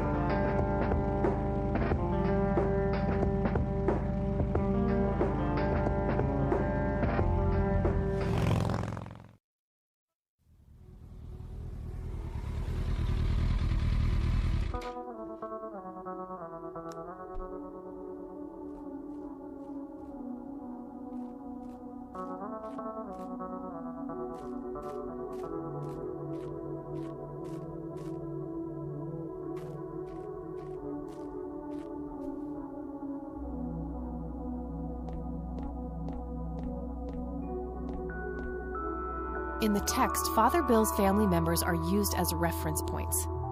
Could he be referring to the physical layout of the graves? I copied the grave layout to my notebook next to the poem. Okay, these graves must somehow correspond to Father Bill's poem. Let's see if I can figure it out.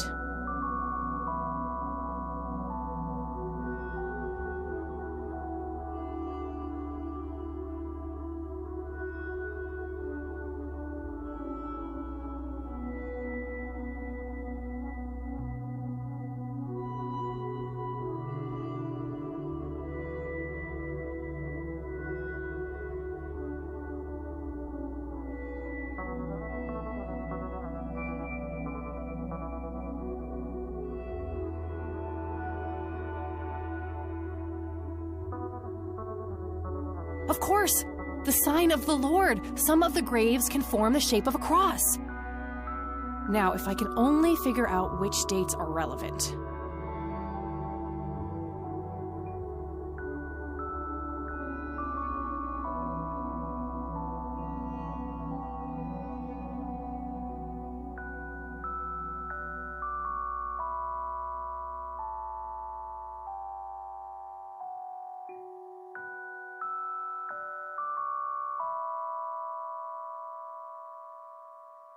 Yes, that must be it. 3 dawns mean 3 births, and they're all adjacent to Father Bill's grave. I'm sure I'm close now. I just have to somehow narrow down these to the correct number of digits.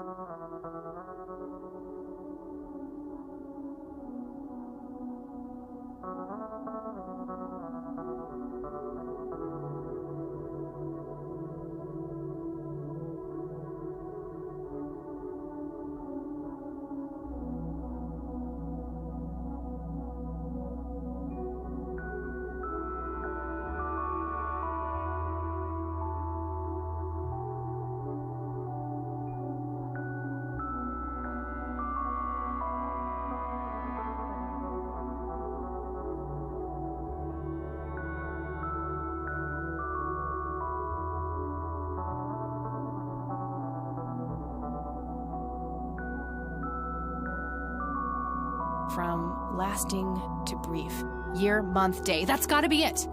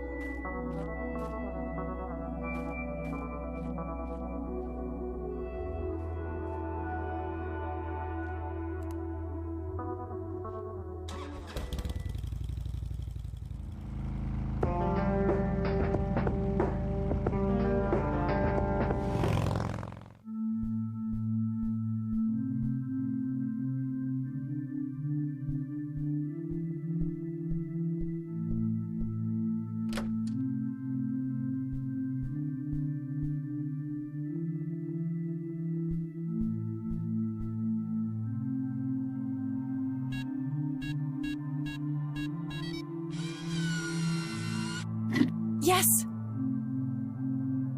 Found a bunch of torn out Bible pages and a tape in there.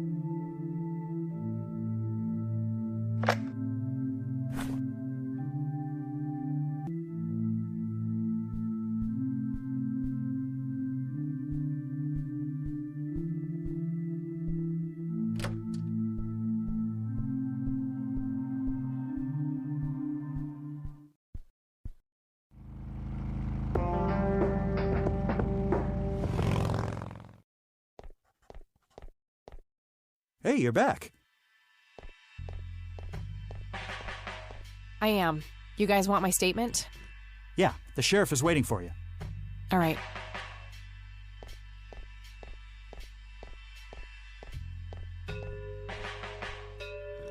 Let's talk, Sheriff. And that's when I found that creep with her tied up in the crypt. Jesus. I had my suspicions about that church, but I never thought it went this deep. Yeah. So, what happens now? I'll call the judge and get a warrant. We find anything else, that bastard won't get away with it. Okay. Can I go talk to him? Go ahead. Ask Lenny to go with you if you need him. Will do. Thanks, Sheriff. Think nothing of it.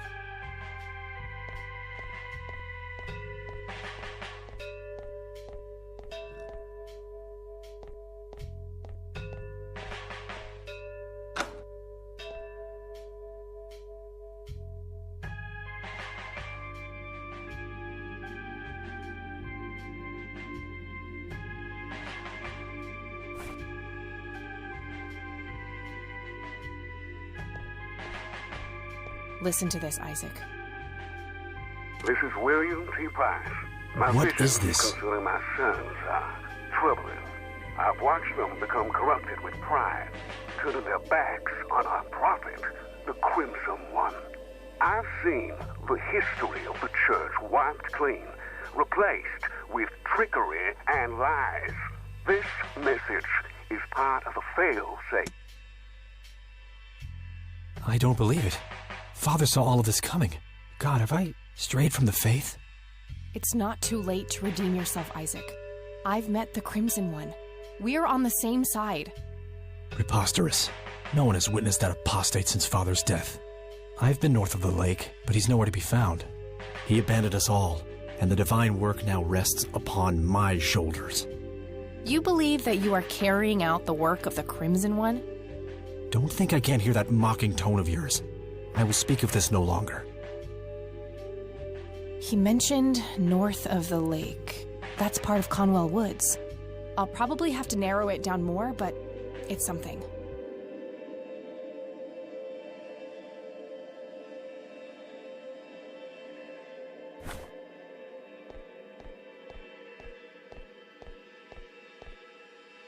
Father, have you abandoned me?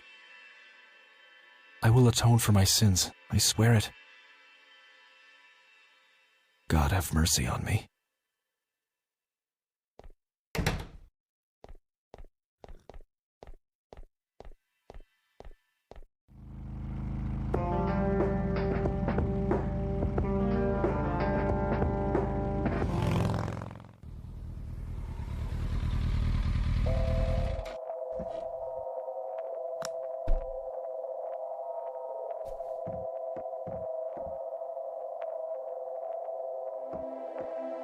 I'll just borrow this for a while.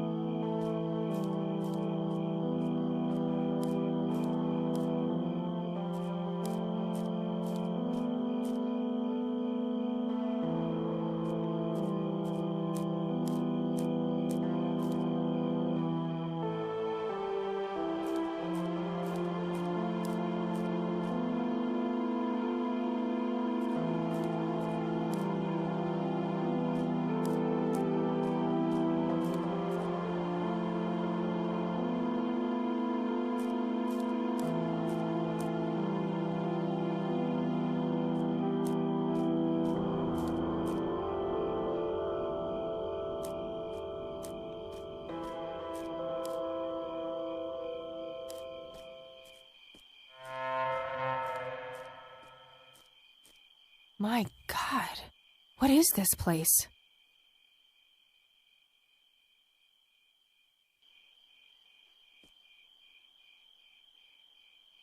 Met her end. Someone left this message here for me.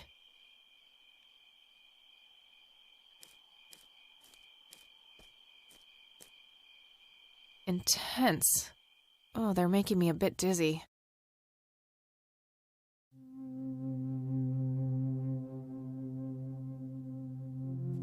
Greetings. You again. Me again. You better have some answers, Crimson One. All in due time. Your friend is being claimed by the darkness. She's standing on the brink of the abyss as we speak. Are you talking about Eileen? Yes. If you wish to save her, you must descend. Why? What is down there? The tribulation, the reflection of the soul. We call it the mending. Who's we? My kind, servants of the old god. To what end do you serve this god? What does your kind actually want? All we want is for you to take your medicine, Kathy. For you to grow and be happy. If that's the case, why were all those people hurt? Lily, Jimmy, Grandpa? You misunderstand. What one wants and what one is able to do are two different things. Happiness is not a one-way street. It cannot be given, only earned. Your grandfather understood that. He embraced it. Wait, you saw Grandpa? Oh, yes. Right here. He was a tortured soul, desperate for some kind of meaning after losing the light of his life. He sought the power below, the vessel of redemption. But Grandpa didn't make it. He failed. How could I succeed when he wasn't able to? He was so much stronger than me, so much braver. Is that what you believe? Perhaps you don't know him as well as you think. But why me? Why are you making me do this?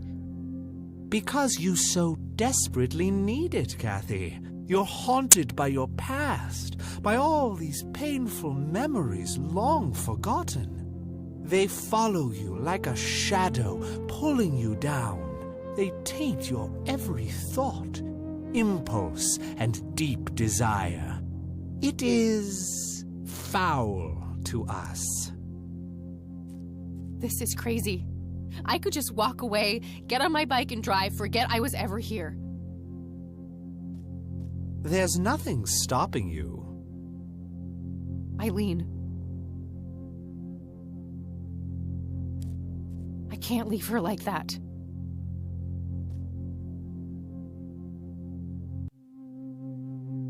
I see now why he speaks so highly of you.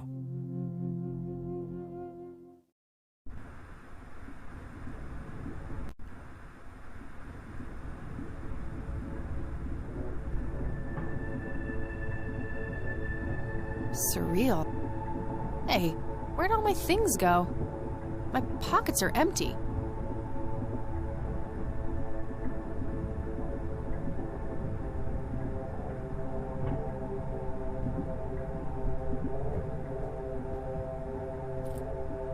There was a pen hidden inside.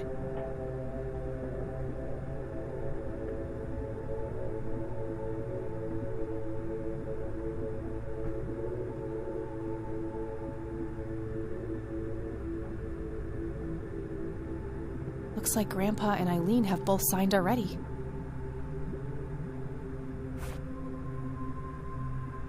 Looks like Grandpa and Eileen...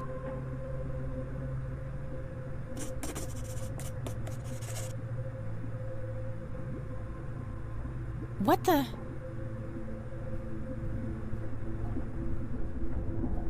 You're not supposed to be here. Who are you? You look just like me.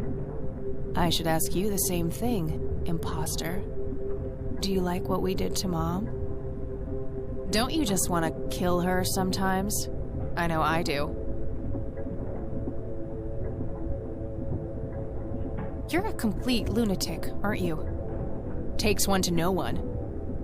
Now, I'd love to stay and chat, doppelganger, but I have more important things to do. Ta-ta.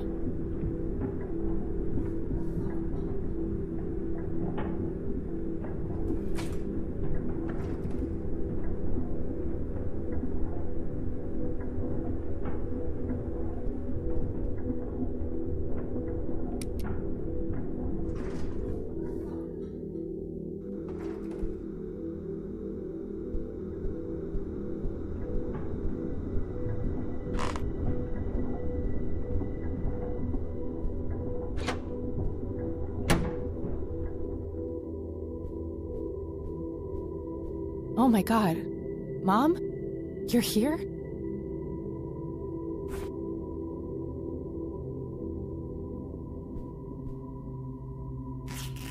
There was a scalpel hidden inside the wall.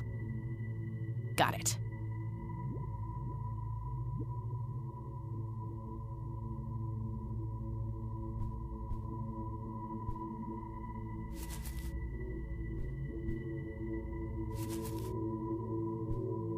There you go, Mom. Are you okay? No! I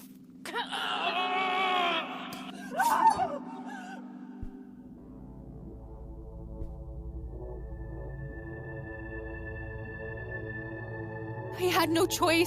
I had to put you away. You started hurting yourself. You started hurting me. I forgive you.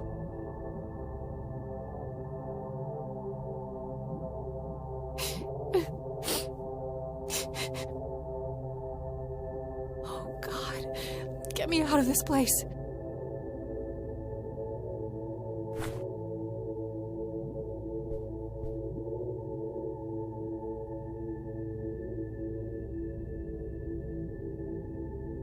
Refrigerator magnets in the shape of Scrabble tiles. The score values are off, though. I remember because the game I played with E the other day. Hopes in jar, an inkier heart, rule me nemesis. Not sure what to make of it all.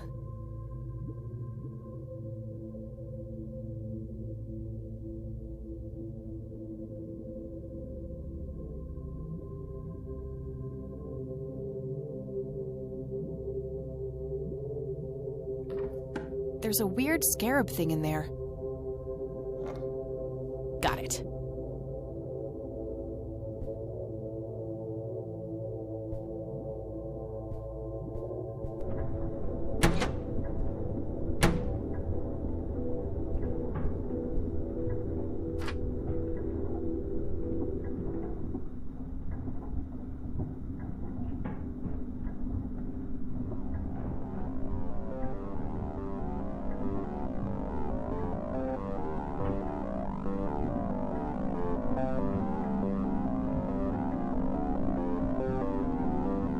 You killed Mom. That wasn't Mom, it was some kind of monster. We're all monsters to you, aren't we? Kill her, Dad. No, it can't be. Who's your daddy now, bitch? Stay away from me.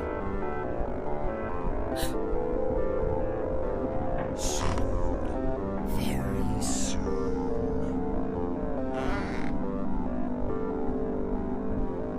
Just for a little while. I've been angry with you for as long as I can remember. I've hated you more than words can say. I will never forgive you, Dad, but I'm done being angry. I'm done with letting you have an impact on my life.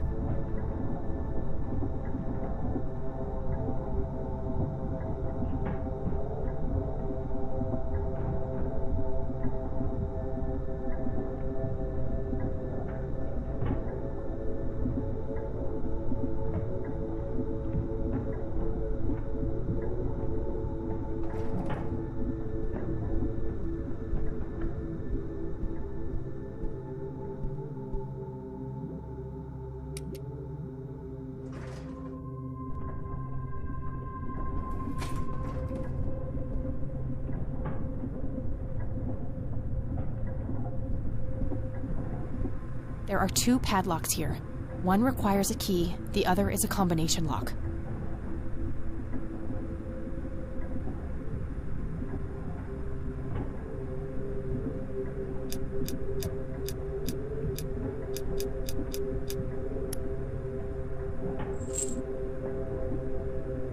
This padlock might be useful.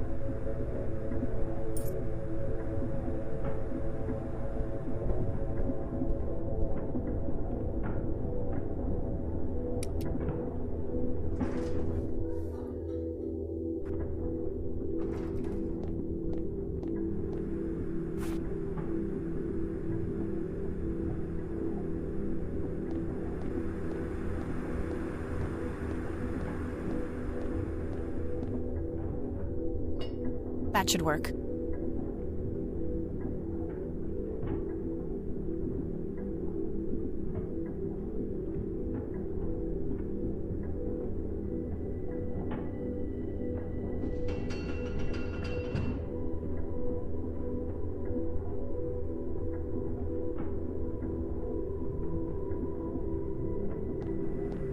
That action doesn't seem productive to me.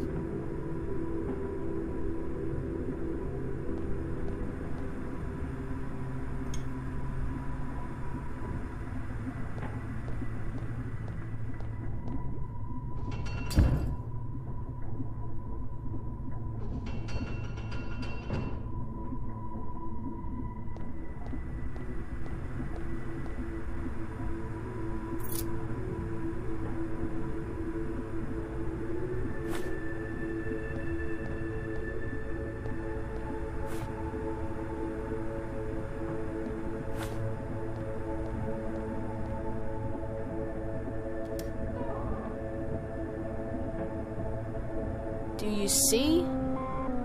I don't want to see. Do you see? Yes, kid, I see. Do you know who I am now? I don't like this. I want to go home.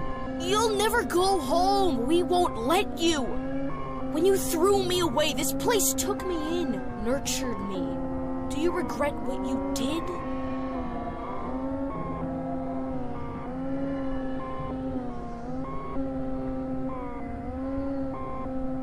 Part of me does. I wish things could have been different. But I can't change the past. It's time for me to let you go.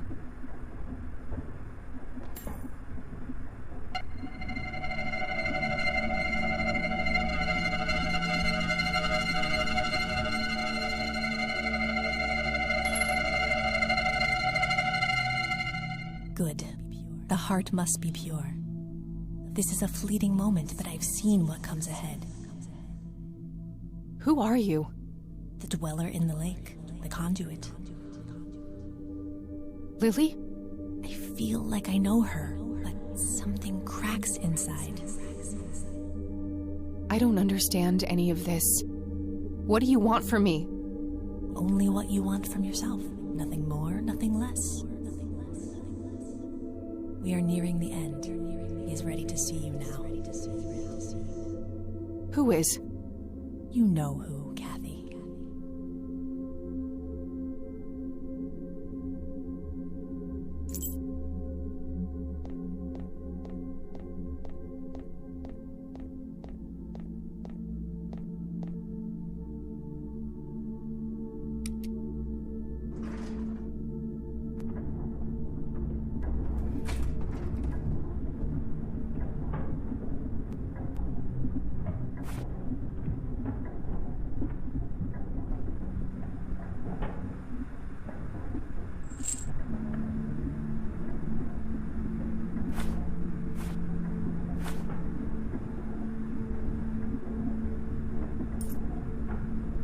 Okay, now what to do with the actual chain?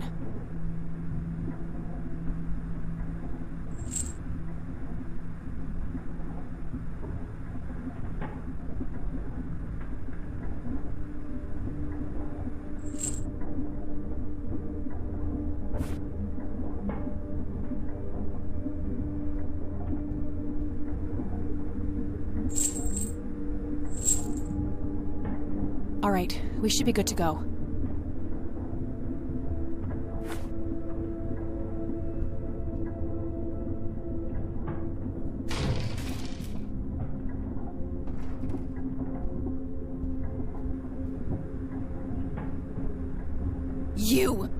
You have ruined everything! Why do you hate us so much? What did we ever do to you? You again. I'm getting sick of your bullshit. And I'm not afraid anymore. I see you for what you are. You are nothing but a fearful little child, and there's nowhere left for you to hide. Now get the hell out of my way. No!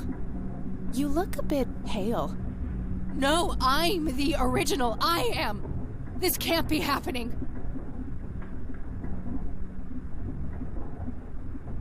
I'm speechless. That's a first.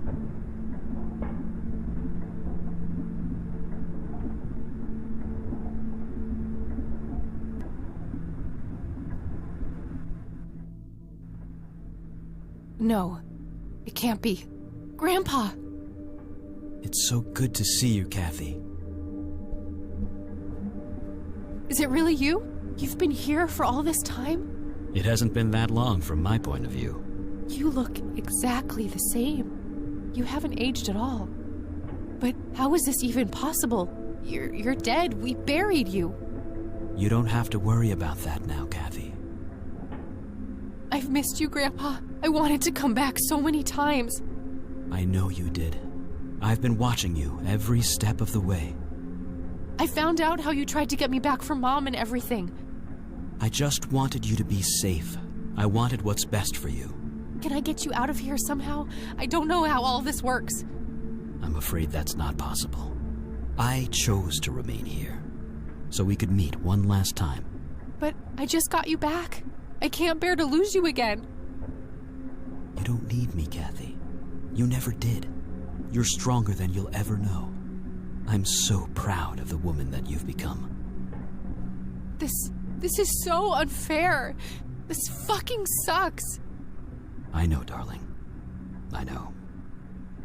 But why are you here then? Is it just another test? No, the tests are over, Kathy. I'm breaking all the rules just by being here. We have worked so hard to make this happen. You can end the cycle, stop the suffering. This whole place needs to be ripped away, separated. That red fiend has no intention of letting your friend go. The only way to save her is to destroy this place. What do I have to do? You have to finish what I started. Ascend and burn them all. Yes, the red ones above feed this place. Make them lick the flames. Hurry, now before he sees us.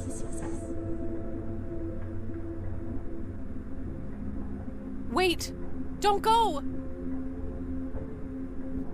I need to go back up. I need to get out of here.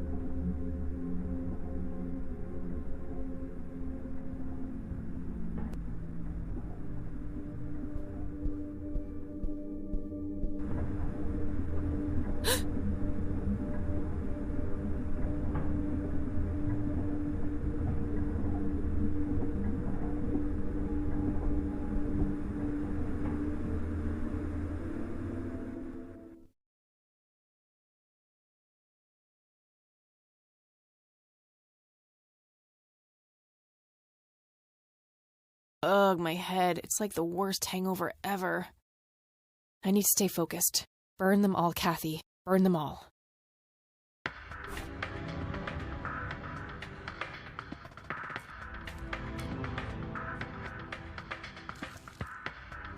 That should be enough.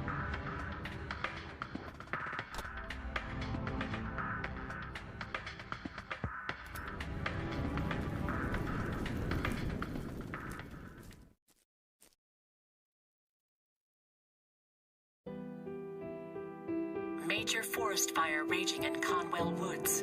The cause of the blaze has yet to be determined.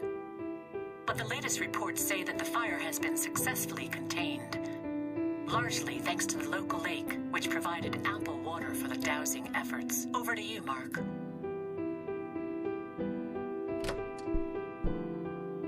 Oh, thank goodness you're all right. You're back. We were worried about you. Oh, thank God it actually worked. Are you okay, E? I think so, but I feel a bit different. Yeah? You were out for a long time. Do you remember anything? I think Isaac drugged me. I started feeling dizzy and weak. He carried me into the woods. I remember hearing the wind in the leaves and the biting cold. There was a weird, sharp smell in the air, too. I'm not sure what happened next. Things are a bit blurry, but I had a strange dream with a shimmering girl watching over me. It felt like she kept me safe somehow. then I woke up on this couch.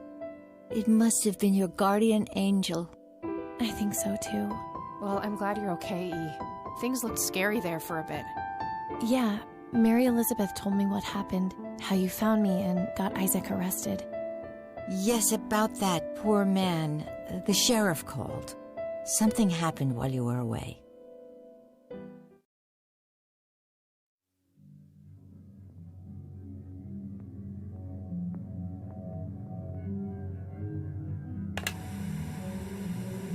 Welcome home, son.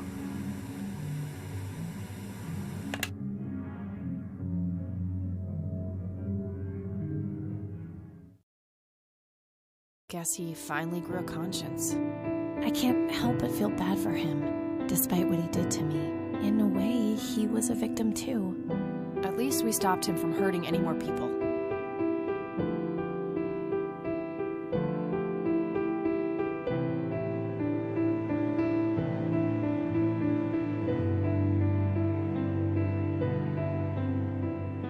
So, I guess this really is goodbye.